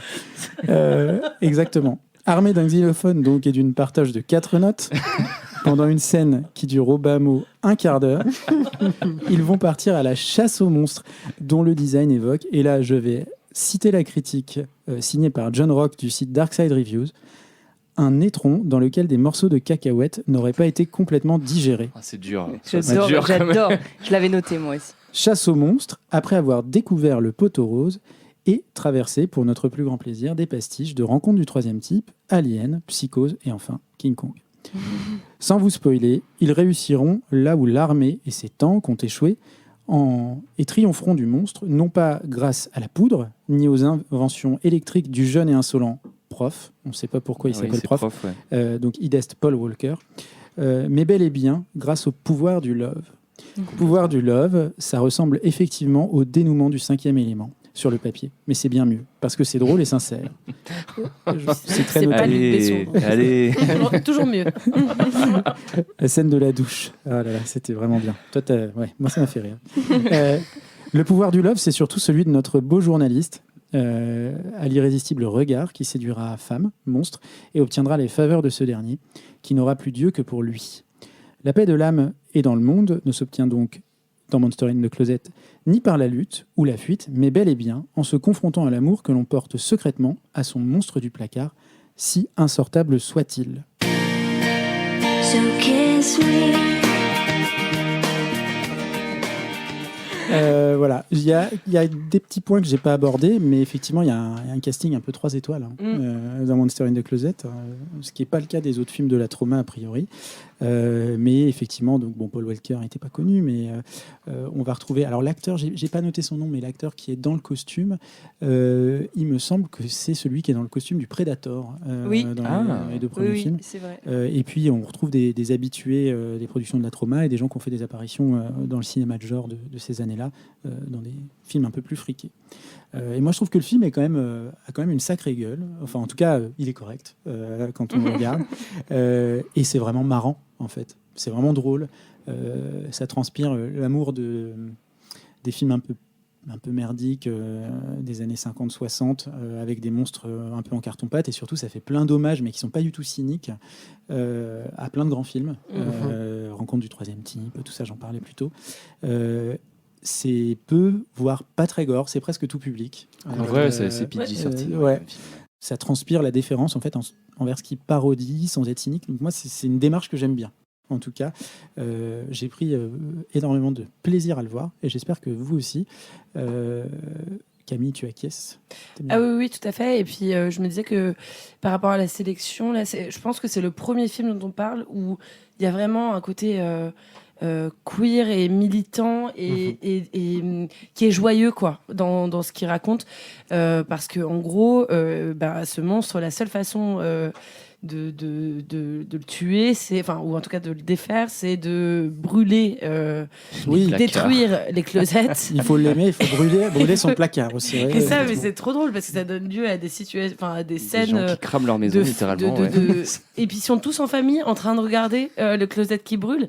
Et moi, je trouve que c'est chouette quoi. Et du coup, il brûle les placards, ce qui est super intéressant. Mais aussi, le monstre sort dans la rue avec cet homme dans les bras, entouré de tout le monde. Et finalement, il y a quelque chose de sortez des placards, quoi, les gars. Exactement. C'est l'expression anglaise, là, je sais plus exactement ce que c'est, mais Hide in the Closet, tu vois, le truc de cacher c'est un en bout de sa français aussi. personnalité. Ouais, tout à fait. Dans français, le placard. Moi, je suis pas bon en expression ce soir, donc je Non, m'arrête. mais le placard pas en est- expression française, tu fais que les expressions anglo-saxonnes. Toi. Ouais, je suis comme Camille. Je suis Camille. Ouais. Et même ce qui est marrant, c'est que même les meurtres du monstre, en fait, on n'arrive même pas à détester le monstre parce que vu que c'est pas gore, en fait, c'est juste, on le voit jamais vraiment tuer les gens, tu vois. C'est plus on voit plein de fringues qui sont jetées. Qui sont jetées depuis le placard, c'est très C'est marrant. Marie ça. Kondo, en fait. Non, On mais- arrête, c'est tout. Et avec ce truc très Tex Avery aussi, parce que comment est-ce qu'on dit, son bruitage, c'est vraiment, c'est vraiment le diable de Tasmanie. C'est- Là. il est là. Taz. C'est Taz, exactement. Carrément. Et donc ça le rend sympathique. Mais il a en plus, quand on le voit pour la première fois, il a quand même quelque chose de très très doux dans le regard, qui est Oui, travaillé il a des en grands fait. yeux, des Parce gros que yeux. le costume en soi est nul. Enfin, voilà, on se dit bon, ok. Mais dans les yeux, il y a un truc. On peut pas ne pas l'aimer en fait. Non, tout à fait. Et puis en plus, moi j'avoue que j'ai beaucoup ri sur le fait de se moquer de l'armée et des flics. Un tu mec vois. qui s'enfuit Tellement. littéralement Parce en mode que- on peut plus rien faire là. Surtout, il y a Terminé. tu sais, la scène de. Donc, il y a une perquise, parce que le monstre est identifié à un endroit. Et donc, ils se disent, en fait, ils sont persuadés évidemment que c'est pas un monstre, mais que c'est un serpent. Et donc, il y a quand même des sommations auprès d'un serpent, Ouais. en disant au serpent, tu dois sortir les mains en l'air, quoi. Et juste, moi, je trouve ça très drôle d'avoir 50 flics en train de faire ça, et personne qui ne les arrête. Alors qu'il y a quand même la solution du xylophone. Ouais, le super xylophone. Bah, Mais ouais, on c'est n'a vrai pas que bien c'est- compris la solution du xylophone. Mais Parce que c'est par rapport aux ondes. C'est les 36 000 hommages du film à d'autres films, c'est Rencontre du troisième type, mais Ouais. avec Einstein au xylophone, quoi. Mais oui, moi j'ai pas compris parce qu'en fait c'est les notes du cri de la bête. C'est ce qu'il croit identifier sur une cassette. Mais très honnêtement, moi, je me suis repassé la scène. J'étais là, genre. Ah bon Mais non, Mais il faudrait demander à Brice ce qu'il en pense au niveau En du tant son. qu'un quoi. j'ai notre oreille absolue. On Ouais. peut analyser les triples modulations quadrioniques là, ouais. Tu feras ça pour la semaine prochaine. Merci Brice. Merci. Mais c'est vrai que Maxence t'avait parlé en plus en nous faisant un tout petit descriptif du film sur le petit document PDF que tu nous as envoyé. D'un Starship Troopers maladroit. Oui. Et effectivement, sur tout le côté antimilitariste, on est un peu dans la critique politique. En plus, c'est 86 celui-là. Ouais. Je crois que c'est ça. Ouais. Et moi, ça m'a fait beaucoup rire quand même. Les militaires m'ont fait beaucoup rire dans ce film. Ils sont vraiment Ils sont ridicules. super. Les flics aussi. Et il y a aussi, pour se revenir à Starship Trooper, tu sais ce truc où le casting de Starship Trooper est hyper beau. Ouais, Oui, c'est oui, tous des mannequins. Ce ouais. sont tous des mannequins. Et là, on a aussi cette femme qui tombe amoureuse au premier Ouais, regard. du qui est journaliste, hypnotisé quoi. Qui est hypnotisée. À chaque fois, c'est hyper drôle. En Ouais, plus. ouais. Elle est trop bizarre. Ouais. Moi, Donc, je pensais en qu'ils allaient en plus, faire ouais, un autre truc, mais Ben, même je trouve pas. qu'il y a quelque c'est- chose un peu aussi de se moquer des relations hétéros, Oui, mine de rien. oui. L'amour Tu au vois, premier regard. de ouais. l'amour Ouais. au premier regard, de ce genre de truc. Ouais. Et je trouve ça marrant aussi. Et Mais- je trouve que ça rappelle un peu Starship Trooper. Mais parce aussi. qu'il a parce que moi le super pouvoir de Clark du coup là, il l'a aussi avec le monstre. C'est parce qu'il a pas Ouais. ses lunettes. Ouais. Et Ouais. je me suis dit, mais j'ai Oui, pas le trop monstre compris regarde les lunettes ce, par terre. ce Mais c'est pouvoir, presque, enfin tu vois, c'est presque, il se moque presque de ce dont je me moquais tout à l'heure, qui Oui. est de dire, tu mets un personnage très beau, enfin un acteur très très Ouais. beau, Ouais, et ça avec lui des suffit, lunettes, quoi. et tout de suite les Oui. lunettes, ça en fait un personnage moche. Et dès qu'il les perd, là tu dis ah, en fait on voit très bien que le mec est mannequin quoi. tu vois. Ouais, Enfin, c'est- ouais, ça- Mais d'ailleurs, c'est la fin, moi, m'a fait mourir de rire. Le King Kong inversé, Oui. où il le porte comme ça dans la vie. C'est trop marrant. Et lui, des fois, il le regarde et il voit que le monstre regarde et il fait. Et il fait genre, il est évanoui comme ça. C'est vraiment marrant, très mais drôle. c'est mignon aussi. C'est très mignon. C'est Ouais. hyper Et mignon. la scène du dernier placard sur Terre que Ah le monstre oui. essaie de trouver dans l'hôtel, là. J'adore, moi, tout le truc des closettes, je trouve ça Oui. hilarant. Ouais. À la fin, ils sont en mode, nous allons pouvoir reconstruire tous nos dressings, placards. ça va être super.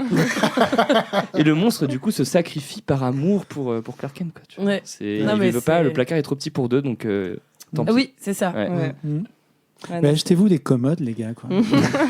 C'est vrai, ouais. Ouais. Des dressings ouverts, des portants en fait. Les dressings ouverts. Est-ce qu'il peut apparaître dans un dressing ouvert, tu vois, du coup Je ne sais pas. Bon, bah écoutez, je sais pas, on pourrait en parler des heures. Moi, il m'a fait vachement marrer Monster in the Closet. Après, il y a comme attendu quand même, hein, il y a un petit ventre mou quoi. Hein, c'est-à-dire qu'il y a quand même la scène, je sais pas ce que tu en penses Maxence, mais il y a quand même une scène qui s'étire un peu. Bon, c'est un peu marrant quand même, la scène du xylophone, mais ça s'étire un peu. Quoi. Oui, ça s'étire un peu, c'est vrai. Ouais. C'est vrai. Mais après, moi, j'ai pas senti le temps passer déjà parce que je trouve le film très drôle. Ouais. Après, c'est vrai que quand il y a une blague toutes les secondes, il y en a forcément 2 qui te font rire. Ouais. Enfin, voilà, tu vois, il y en a forcément qui marchent pas aussi, mais ça se ressent moins. Mais surtout, moi, je trouve que la conclusion parfaite, c'est que le placard est trop petit pour 2. Ouais, c'est trop drôle, ouais. Et je pense que c'est vraiment le c'est truc beau. du film, quoi. Ouais, c'est joli. beau. Ouais. C'est poétique, mine de rien. Mais oui, complètement. Bah oui. Malgré C'était ce trop. monstre et tout. C'est vrai que ça change des films qu'on a eu avant, quoi. C'est assez positif comme conclusion. Oui, C'est mignon. Le film est très positif en vrai. Ouais. Le film est très positif, il est très joyeux. Comme on dit, il n'y avait pas du tout de trash, il n'y a pas du tout de gore, il y a très peu d'horreur, on n'a pas peur pendant Non, Monster Closet. non.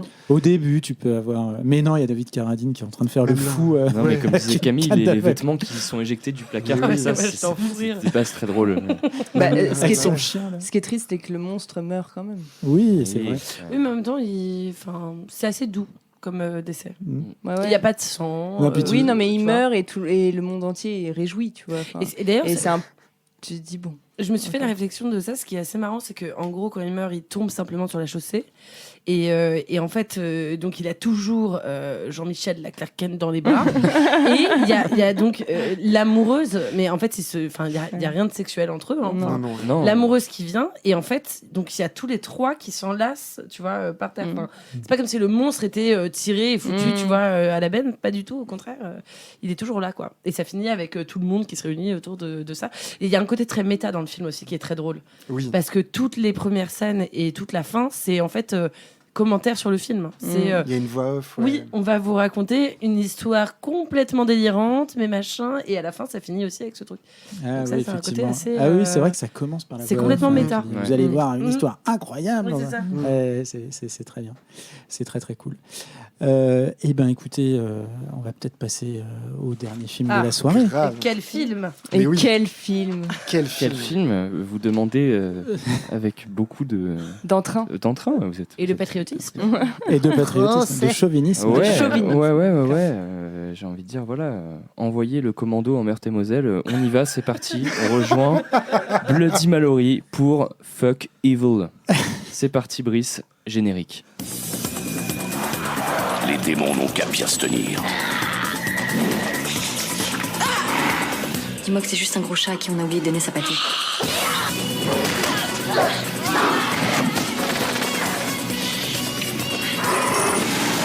Ce n'est pas une simple croix qui nous détruira. J'ai bien mieux.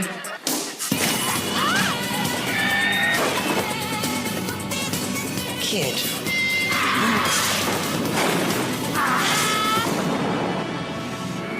Bloody Mallory. Oh, je me suis encore cassé un ongle. Oula, Waouh, c'était quoi le marteau-piqueur à Je la ne fin. suis pas responsable du bruit de marteau-piqueur à la fin. Je ne sais pas ce que c'est. Ne me demandez pas.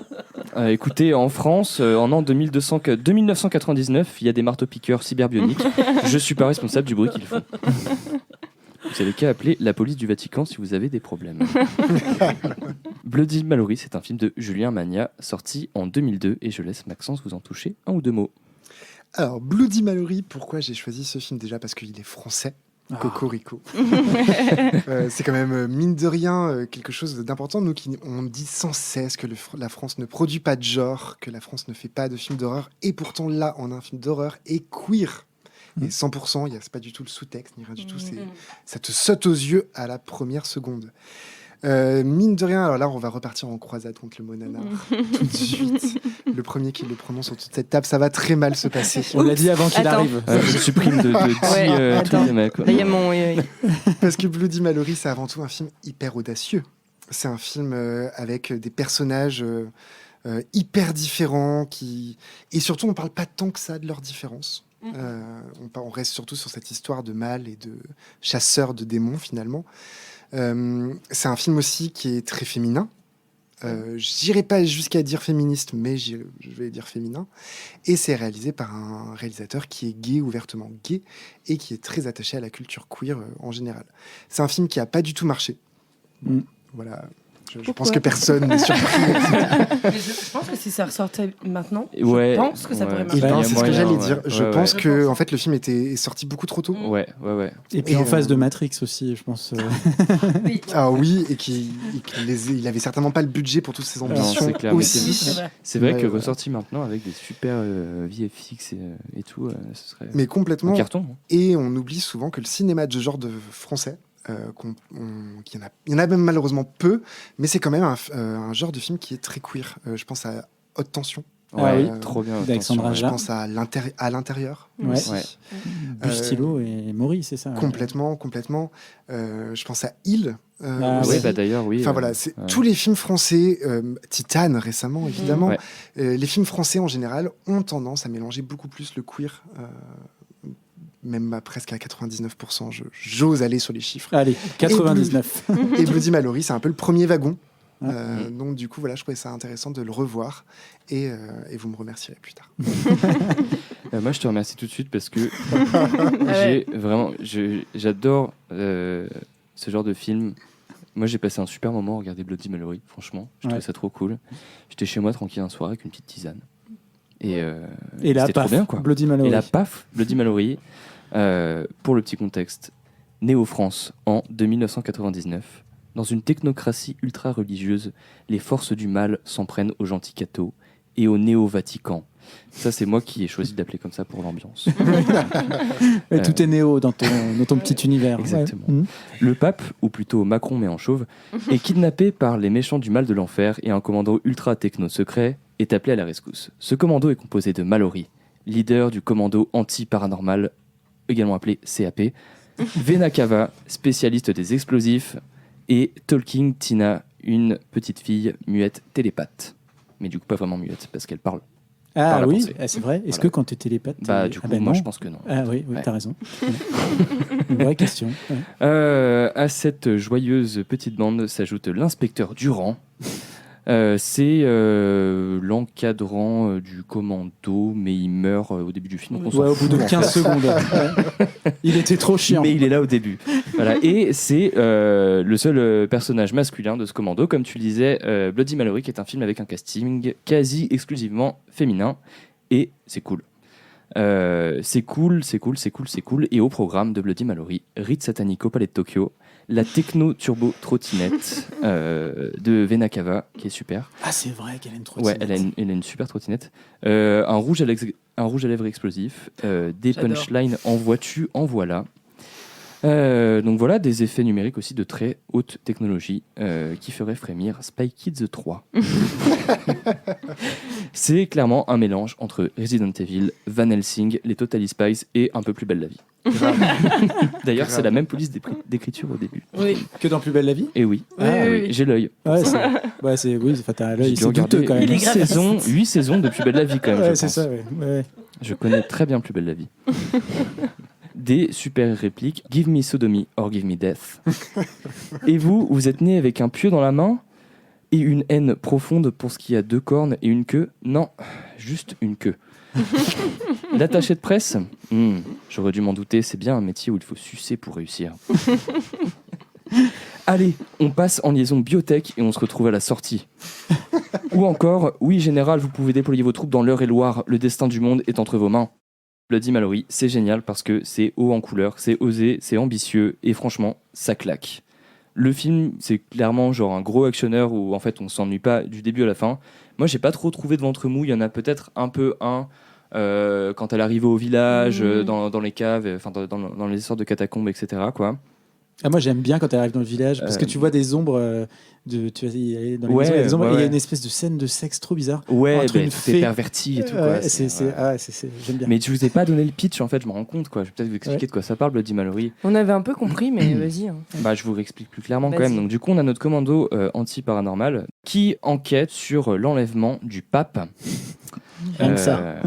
Car la société est dirigée par le pape et le néo-Vatican. Et du coup, le pape se fait enlever par des forces du mal qui, dans l'univers de Bloody Mallory, apparaissent de manière sporadique et totalement. Je suis pas sûr qu'en expliquant le film on comprenne mieux l'histoire. Non, je suis pas sûr. Non, voilà, mais bon, du coup, Mallory avec son commando part sauver le pape globalement des mains d'un démon qui s'appelle Abaddon.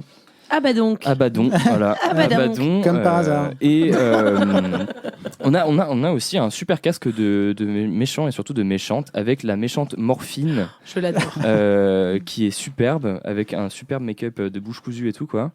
Et Lady Valentine. Ah oui, Lady l'attaché de presse. Ouais. Oui, le métier où il faut sucer. Bah oui, parce qu'en fait, c'est une vampire. Bah oui, tout s'explique, mais bien sûr. Il n'y avait pas de sous-texte sexuel. Non, pas du tout. Le film n'a aucun sous-texte sexuel. Absolument pas. Aucun. Mais en tout cas, ce qui est cool, c'est que les persos sont majoritairement composés de femmes de couleurs de peau différentes, d'âges différents, de genres différents. Par exemple, avec Vena Cava, femme trans qui, à aucun moment du film, n'est mégenrée et se permet même des petites punchlines au pape, bien pas piqué d'hanneton, j'ai envie de dire. Quoi. Et ce qui est hyper chouette dans ce film, c'est les gros tacles au puritanisme religieux, catholique notamment. Le vrai méchant du film, je vous l'ai dit, c'est le démon. La bande-son. Non. Ah, la bande-son. Oh, la bande-son, elle est trop bien. Là. L'espèce de techno des années 2000, c'est toujours hyper efficace, moi, je trouve. J'adore. Oui. Kenji Kawai. Ouais. Et du coup, le grand méchant du film, Abaddon, n'est autre que le pape lui-même. Évidemment. Et oui, évidemment. Et du coup, notre petite compagnie devra se serrer les coudes pour arriver à vaincre le grand méchant du mal. Donc voilà, moi j'ai grave kiffé. C'est un film qui propose plein de trucs, qui est très généreux. C'est mon expression, ça, normalement. Très généreux, ouais, c'est vrai. Et comme tu le disais tout à l'heure, qui est sûrement sorti peut-être trop tôt, vu l'accueil. Ça, je ne sais pas si il aurait eu plus de succès en sortant maintenant, mais en tout cas, voilà quoi. Moi j'adore. Enfin, en tout cas, tu t'ennuies pas une seule seconde, pas parce que c'est con, mais parce que c'est effectivement c'est généreux dans ce que ça offre en fait. C'est-à-dire qu'il y a beaucoup d'idées qui sont pas forcément. Parce que, bon, si on regarde juste le truc d'un point de vue formel et qu'on se focalise pas sur ce que ça raconte et la manière dont ça le raconte, mais juste d'un point de vue formel, il y a énormément d'idées, mais malheureusement pas les moyens. L'aboutissement est de temps en temps. C'est un peu, tu vois, notamment je pense à un truc où je me suis dit ça c'est super, mais ça va pas assez loin parce que, et c'est un peu cheapos, il y a un moment donné il y a une scène de duel entre Bloody Mallory et je ne sais plus qui, et je pense que ça doit être avec la vampire attachée de presse. Il y a une scène qui part en affrontement un peu manga Dragon Ball, tu vois. Oui. Et alors l'idée est super, mais c'est vrai que maintenant quand tu le regardes c'est un petit peu ouais, c'est un peu inabouti. En tout cas, ça passe pas du côté du truc qui vieillit pas. Tu vois, ça passe pas du côté du truc de l'intemporel. C'est beaucoup de films inhérents des années 2000 aussi. Ouais, mais tu vois pas forcément. Tu vois, parce que Matrix c'est 99. Mais c'est pas le même budget après, effectivement. C'est pas le même budget. Donc il y a énormément d'idées et peut-être pas les moyens de ses ambitions. Après, il y a quand même une super Cadillac rose. Ouais, une Cadillac rose. Ça a grillé tout le budget du film. Bah oui, je pense, clairement. Ouais. Après, ils ont fait ça, ils étaient en mode, ok, on fait comment pour le reste ? Vous mangerez des chips. Meurthe et Moselle. C'était le catering après. Eure-et-Loire. J'ai 2 mots, Eure-et-Loire. Mais c'est vrai que moi, tu le relevais tout à l'heure, c'est le seul film français du coup de cette sélection. Et en vrai, il y a une certaine satisfaction. Moi, la punchline que je vous ai dit juste avant, je l'ai trouvée trop drôle dans le film. Déployez vos troupes dans l'Eure-et-Loire, le destin du monde repose sur vous. C'est trop marrant. Et du coup, c'est trop cool de voir un film qui se situe en plus en France, qui parle en plus, avec plus ou moins de pertinence de la société française. Et non, c'est vraiment cool. Il y a des répliques qui sont trop cool. Et les personnages, c'est pareil, tu vois, tu as une réplique qui est trop bien, c'est Vena qui parle, c'est Mallory qui parle à Vena et qui lui dit que c'est Vena qui lui a appris à comment être une vraie femme et tout quoi. Et le film est super chouette. Et tu as quand même aussi la résolution de l'histoire, j'ai dit beaucoup en fait. Mallory arrive à vaincre le mal en mâchant les écritures sacrées de Satan globalement. Elle avale les pages, ouais. Et il lui demande mais comment est-ce que tu comptes vaincre la prophétie, et elle lui répond comme ça en mâchant la feuille de papier. Ouais. Oui, et puis il y a un truc moi que j'ai vraiment beaucoup aimé dans le film, parce que je suis pas hyper friande de ce genre de film normalement. Okay. Enfin, je trouve que très vite, tu vois, tu sens le côté justement où il y a pas beaucoup d'argent, enfin pas autant qu'il voudrait, donc voilà. Mais je dois quand même admettre que il y a une force du film, c'est que déjà il commence très fort, très vite. Oui. En fait, t'as l'impression qu'il y avait eu un 1. Presque, tu vois. Oui, complètement. Parce que les personnages, ils sont jetés tout de suite, et puis tu t'embarrasses pas d'essayer de les présenter de façon trop précise et tout ça. Ça, j'aime bien. Il y a un descriptif avec façon jeu vidéo de 98. Ça, j'aime bien. Les petits encarts de effectivement, personnages. c'est plein de petits plaisirs comme ça, de petits plaisirs coupables de cette esthétique des années 2000. Déjà, moi, le look de Mallory, c'est pour ça que je dis que s'il ressort maintenant, mais ça va faire un tabac. Voilà, je vous le dis. Non, on dit c'est un banger. Gros banger, ouais. Non, parce que vraiment, elle est sapée. Faut tout leur apprendre. Elle a un look. Enfin, aujourd'hui, les gens meurent. Bah oui, les gens mourraient genre pour pouvoir s'habiller comme ça. Enfin, trop stylé. Mais c'est vrai qu'il y a plein de chaudes idées, même ne mourrez pas pour vous les chaussures non, peut-être pas mourir. Chaussures compensées avec les mitraillettes dedans, moi, ça j'ai trouvé. Mais oui, d'ailleurs, où sont les munitions? Oh là là. Non mais moi tout de suite j'étais en mode où sont les mais c'est une Totally Spice. C'est des talons très compensés, donc t'as de la place pour mettre. Ah ouais. Mais Vena Cava, c'est elle qui a tous les gadgets stylés un peu de la troupe, tu vois. Oui. Et donc il y a un truc que j'ai trouvé vraiment génial dans ce film. Moi, c'est l'idée de Chosen Family qui est vraiment inhérente, je pense, à la culture queer et à la question queer aussi. C'est cette idée que en fait. Les gens que tu choisis pour faire partie de ton groupe, c'est en fait ta nouvelle famille. Et ça, c'est frontalement dit par Mallory, qui le dit de façon très claire. Et en fait, c'est le seul moment où elle a vraiment de l'émotion, parce que sinon, c'est une bad bitch, donc elle ressent rien, quoi. Enfin, même si elle aime bien le petit prêtre. Le prêtre espagnol, italien, qui ressemble à Rock Voici. Et on va même plus loin dans la famille qu'on choisit, parce qu'à un moment, elle partage. Enfin, je sais plus qui partage le corps de la petite.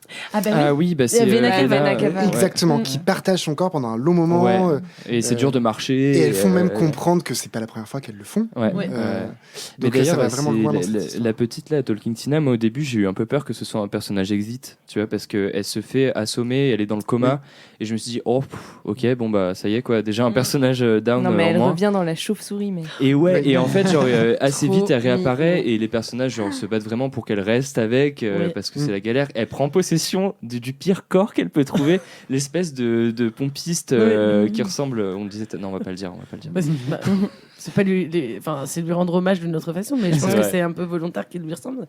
On disait qu'il ressemblait beaucoup au chanteur décédé de Pigalle. C'est des garçons bouchés. Punk. Je vois pas. Français. J'ai pas la ref. Très très cool. On écoutera tout à l'heure. Ok. J'ai hâte.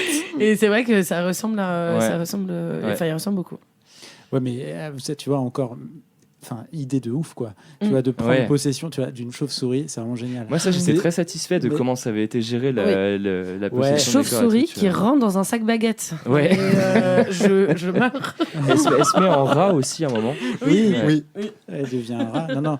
Et effectivement, il y a des idées visuelles en permanence, mais elles ont un peu de mal à t'imprégner la rétine. Et c'est là que, enfin, elles le font, mais d'une manière.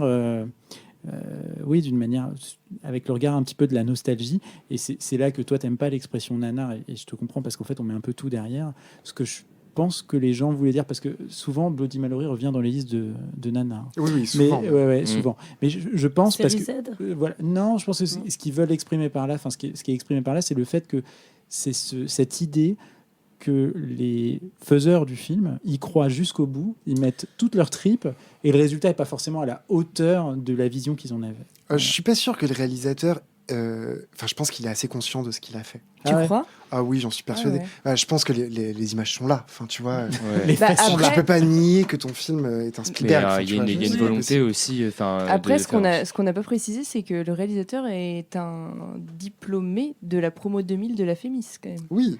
Et du coup, je me dis, comment tu peux... après, tous les gens qui font la Fémis ne font pas des chefs-d'œuvre après. Voilà. Julia Ducournau est une exception. Mais, elle a fait la Fémis, je savais pas qu'elle a fait la Fémis. Mais attends, tu parles de Titane et tu ne sais même pas ça. Bah non, moi je fais pas le métatexte du film, quoi. Non mais moi je me demandais, voilà, je me disais comment ce mec a pu faire pour faire ce film sans se rendre compte que...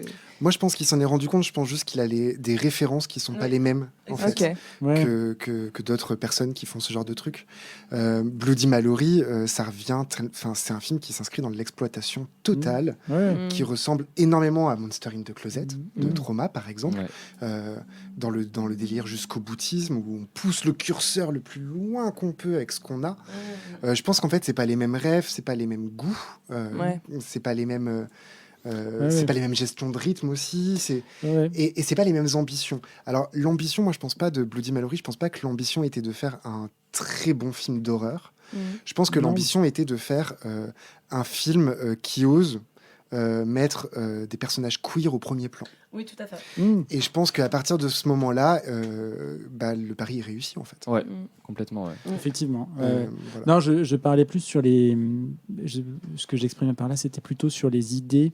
Tu vois, les effets, tu vois, le fait de faire passer le corps dans une créature, enfin dans un animal, donc une chauve-souris, un rat, toutes ces idées-là, des scènes de combat qui, je pense, tu vois, étaient pensées pour être assez dynamiques et qui d'ailleurs, quand tu les regardes, tu as l'impression de retrouver tout un tas de codes que tu as dans des séries de l'époque, dans Charmed, dans Buffy contre les vampires, donc qui étaient pensés pour être très très punchy et tout ça, et qui en fait maintenant ont du mal à passer l'épreuve du temps parce que il y a un manque de moyens. Je pense que c'est fait exprès quand même, pas mal de. Enfin, je pense que c'est voulu le côté.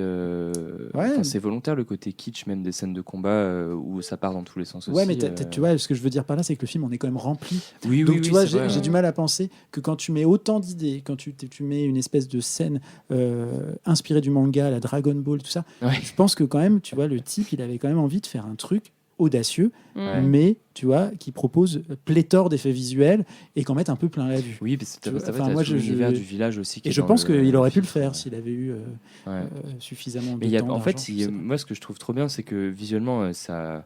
Après, on aime ou on n'aime pas, ça nous rebute ou ça ne rebute pas. Ma perso, l'esthétique des années 2000 qui est un peu mal vieillie comme ça, j'adore. Oui, donc, mais c'est une vision, tu vois, très nostalgique. Ce qui est chouette en tout cas là, c'est qu'il y a ça fourmille de plein de petites idées, même dans le village. Là, on arrive où c'est effectivement un peu kitschounet, ça fait un peu mal aux yeux. Il y a plein de petites scènes que tu vois aux fenêtres, des scènes de vie des villageois complètement ravagés par le monde démoniaque, quoi. Ça, je trouve ça très réussi. C'est hyper marrant. Le film, il y a plein de petites idées comme ça. Si tu es attentif et que tu regardes bien les éléments du décor et ce qui se passe autour, c'est trop marrant. Oui, et justement, je pense que ce qui sauve le film et qui en fait pas juste une version cheap de Van Helsing ou ce genre de truc, c'est justement le côté ouvertement queer et ouvertement second degré sur plein de choses, qui se veut un peu trash aussi, enfin tu vois, ça parle quand même énormément de sexe, mais de façon avec que des allusions très drôles, machin et tout. Moi je trouve que ça sauve le film, du coup, parce c'est clairement ça qui est rajouté. Exactement. Ça y est, la valeur ajoutée de Bloody Mallory. Non, mais je suis complètement de ton côté sur ce coup-là. C'est juste que j'aurais aimé, ce que j'essayais de dire, c'est que j'aurais aimé que ce film ait plus d'argent. Voilà, soit dans une espèce de débauche de moyens, autant qu'il a d'idées. Mais parfois c'est contre-productif. On va faire une lettre au CNC. Après, on fera le 2. Et d'ailleurs, tu parlais de Kenji Kawai, qui est japonais, mais qui a fait la musique de Limbo, du coup, que t'adores. Tu savais ça ou pas? Non, je savais pas. C'est lui qui a fait la musique de Limbo, là. Ouais, de Limbo. Ah ouais, ok. Donc je pense que c'est pour ça que tu kiffes la musique. Ah ouais, bah écoute. Non mais la musique est trop bien. On se fait surprendre entre Bloody Mallory et Limbo. J'espère que tu dis pas de conneries. Parce non, que j'ai fact-checké. Ok, bon, c'est parfait. Et bah écoute, c'est un grand écart. Pour Bloody Mallory et pour le mot nanar, pour revenir un peu sur ce que je disais aussi au tout début, moi ce que j'aime pas trop avec le mot nanar et le fait que Bloody Mallory soit considéré comme un nanar, c'est que c'est un mot qu'on utilise déjà très souvent pour le genre horrifique, presque exclusivement. Oui, et le genre horrifique a énormément de mots pour dire que c'est pas vraiment du cinéma. Oui, c'est vrai. On a la série B, on a la série Z, on a la contre-culture, on a les sous-genres. Tout pour ne surtout pas dire que c'est du cinéma. Ah bah clairement. Et nanar en fait encore partie de ce genre de mots qu'on utilise pour ne pas dire c'est du cinéma, c'est un film d'horreur. Mais c'est marrant parce que c'est quelque chose dont je parlais dans le on a participé à un podcast qui s'appelle le 48-64, je le rappelle. Mais j'en parlais dans cette émission-là parce que, en fait, je suis assez d'accord. Le problème, je pense que ça, c'est la responsabilité des gens qui le regardent, en fait, aussi. Parce que tu as un truc... comment dire, les gens, on appelle ça de même cinéma de genre, et en fait, il est balisé par une espèce de bible de code, tu vois. Et donc, dès que les gens les retrouvent pas, ça les fait un petit peu râler. Donc, on organise tout un tas de codes et de balises obligatoires quand on crée un film d'horreur, effectivement, pour en faire un produit. Et donc, d'où le cinéma d'exploitation. Voilà. Alors après, ça crée, je pense que ça crée des espèces de petits miracles, et c'est là qu'on voit émerger des talents, je pense. Mais je suis assez d'accord avec toi. Il y a énormément de trucs qui sont là pour le décrédibiliser un petit peu, ce genre. Et c'est la responsabilité des spectateurs aussi, je pense, de considérer que c'est du vrai cinéma et de ne pas aller juste le voir parce que ça nous fait marrer. Mais bon. Pour Bloody Mallory, j'ai quand même rigolé. C'est parce que le film est drôle. C'est parce que le film est drôle. Mais il est drôle volontairement. C'est ça. Oui, tout à fait. Pas, ça dépend. Voilà. Il y a un truc sur lequel vous pourrez peut-être m'éclairer, parce que moi j'avais noté une petite liste de questions dans Bloody Mallory. Ce prêtre, il est hétéro ou il n'est pas hétéro ? Il est ce qu'on a envie qu'il soit, mais toutes les hot priests. Non, mais c'est vrai. Moi, je me demande surtout, est-ce qu'il est espagnol ou italien ? Parce que le film ne sait pas trop. Il y a une blague sur les toreros et après il dit Mamma Mia et il vient du Vatican, donc on ne sait pas. C'est vrai. Il fait des pizzas au chorizo. Non, mais je me suis posé la question. Moi, je croyais qu'il allait avoir. Je me suis dit que ça jouait volontairement avec le fait qu'il kiffait Mallory, mais je me suis dit qu'il allait peut-être terminer pas avec Mallory. Je sais pas. Après, c'est vrai que la majorité des personnages, on s'attarde très peu sur leur orientation sexuelle. Ouais. À part cette histoire de dragouille avec Mallory, mais sinon. Si, parce que ça aurait été rigolo parce que lui, il est prêtre, quoi. Tu vois, c'est ça qui me. Tu vois, ça, j'aurais trouvé un renversement intéressant. Je m'attendais à voir. À ce qu'il ait une romance avec un personnage, mais bon, il n'en a pas, c'est pas explicité. Peut-être plus tard dans un 2. Dans un 2, mais dans un 2 qu'on pourrait faire peut-être. On envoie un message à Julien. Donnez-nous de l'argent, nous fait un Bloody Mallory 2 dans le Loir-et-Cher, quoi. La suite, la Corrèze. La Corrèze, voilà. Sinon, on peut proposer Limoges. Vous voulez. Ah oui, non. Et vous trouvez pas que le pape il ressemble à Macron ? Non mais ça, Léo. Non mais Léo, pour toi, tout le monde ressemble à Macron. Léo le gaucho, t'es obsédé par Macron, hein, ça suffit. Hein. Non, mais c'est vrai, je trouve qu'il a même quand il parle, il a un truc, tu sais, il a le sautement un peu. Tu trouves ? Moi, je trouve qu'il ressemble à Michel Serrault. Il va te dire que Michel Serrault ressemble à Macron. Non, mais c'est un malade, hein. C'est un malade. Imagine si Emmanuel Macron nous écoute. Il nous écoute. Arrête. STP, arrête. Bon, on a bien digressé, mais bon. Je pense qu'on a dit pas mal de choses sur ce film. Ça me semble bien. Tu penses que je peux conclure ? Eh bien, écoute, on y va. On conclut. On va se quitter après avoir parlé de ces 4 films. Avant de se quitter, on va faire plusieurs choses. 1, on remercie Maxence encore. Merci. Et on l'applaudit. Merci. Encore. Merci Maxence. C'était trop cool. Je reviendrai. Eh bien, on espère. Et avant de se quitter, on va se raconter ce qu'on s'est fait. Ce qu'on a fait dimanche dernier. Qu'est-ce que tu as fait dimanche dernier ? Qui c'est qui n'a pas fait ses devoirs ? Tout le monde a fait ses devoirs. Léo, qu'est-ce que tu as fait ? Non, j'ai pas fait mes devoirs. Bon. Non, mais je peux trouver un truc. Hein. Parce que 90% de ce qu'on dit est faux sur le dimanche. Je révèle le secret du podcast. Non, il l'a dit. On a perdu 4 auditeurs. Dimanche dernier, j'ai regardé une série produite par Arte qui est plutôt rigolote, qui se regarde bien, qui s'appelle Polar Park. Ah, je connais pas. C'est une parodie de thriller américain, un peu à la Fargo et tout, tu vois.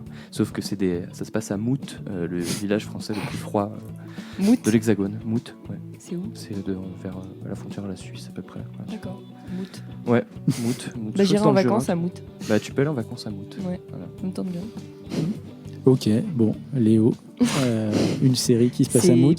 Après la Dark Wave russe, la série à Mout. Lola, toi, qu'est-ce que tu as fait ? Moi, je suis allée voir avec toi, donc tu le sais, le concert de Bleach Lab au Supersonic, donc à Bastille pour tous les franciliens et parisiens. Voilà, super groupe pop-rock indé, venu de Londres. Ah oui, ouais, c'est vrai. Voilà. C'était leur première date en France, c'était vachement bien. C'était très chouette. Thomas m'a renversé de la bière sur mon manteau, mais c'est tout ce que je peux dire. Oui. J'étais dégoûtée. Il secouait son Moscow Mule en dansant, et puis en fait la moitié s'est renversée sur mon manteau, il a fait « Ah, bizarre ». C'est le concert. La gravité. Qu'est-ce que tu veux. Voilà.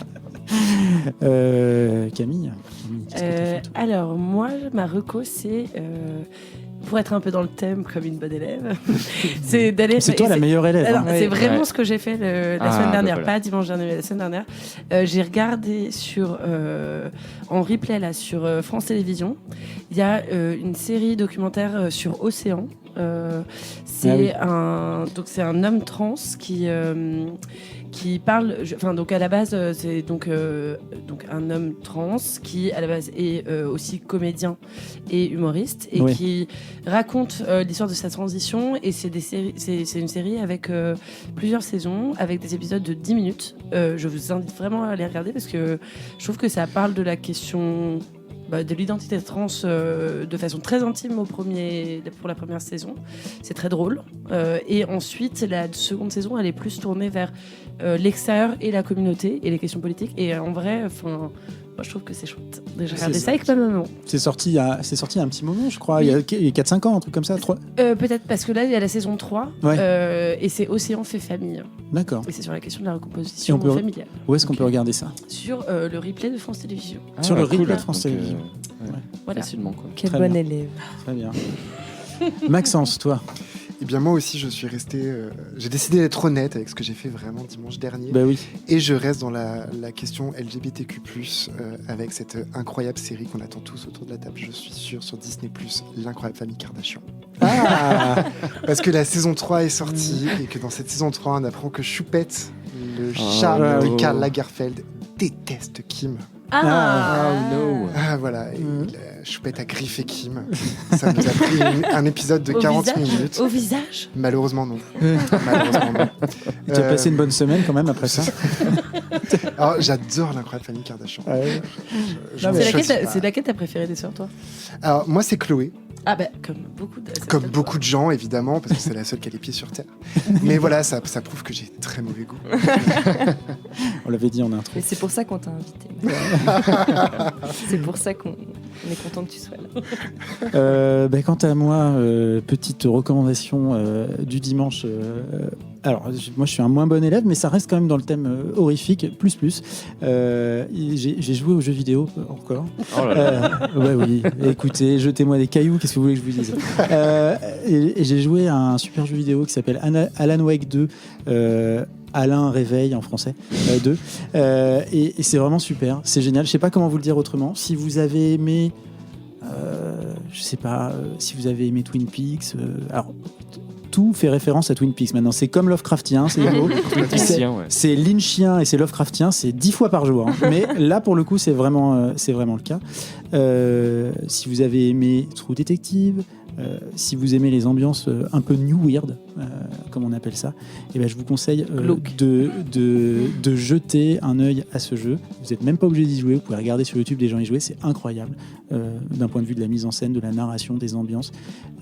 Ça alterne, il y a énormément d'alternance de séquences en images, de séquences en pixels qui sont intercalées entre des séquences en full motion vidéo, donc des séquences filmées avec les acteurs qui ont prêté leur trait au jeu, et donc ça brouille un petit peu les pistes entre le jeu vidéo, le film, et c'est une histoire d'horreur qui parle de l'écriture d'une histoire d'horreur. Donc il y a un côté très méta, mais c'est vraiment super.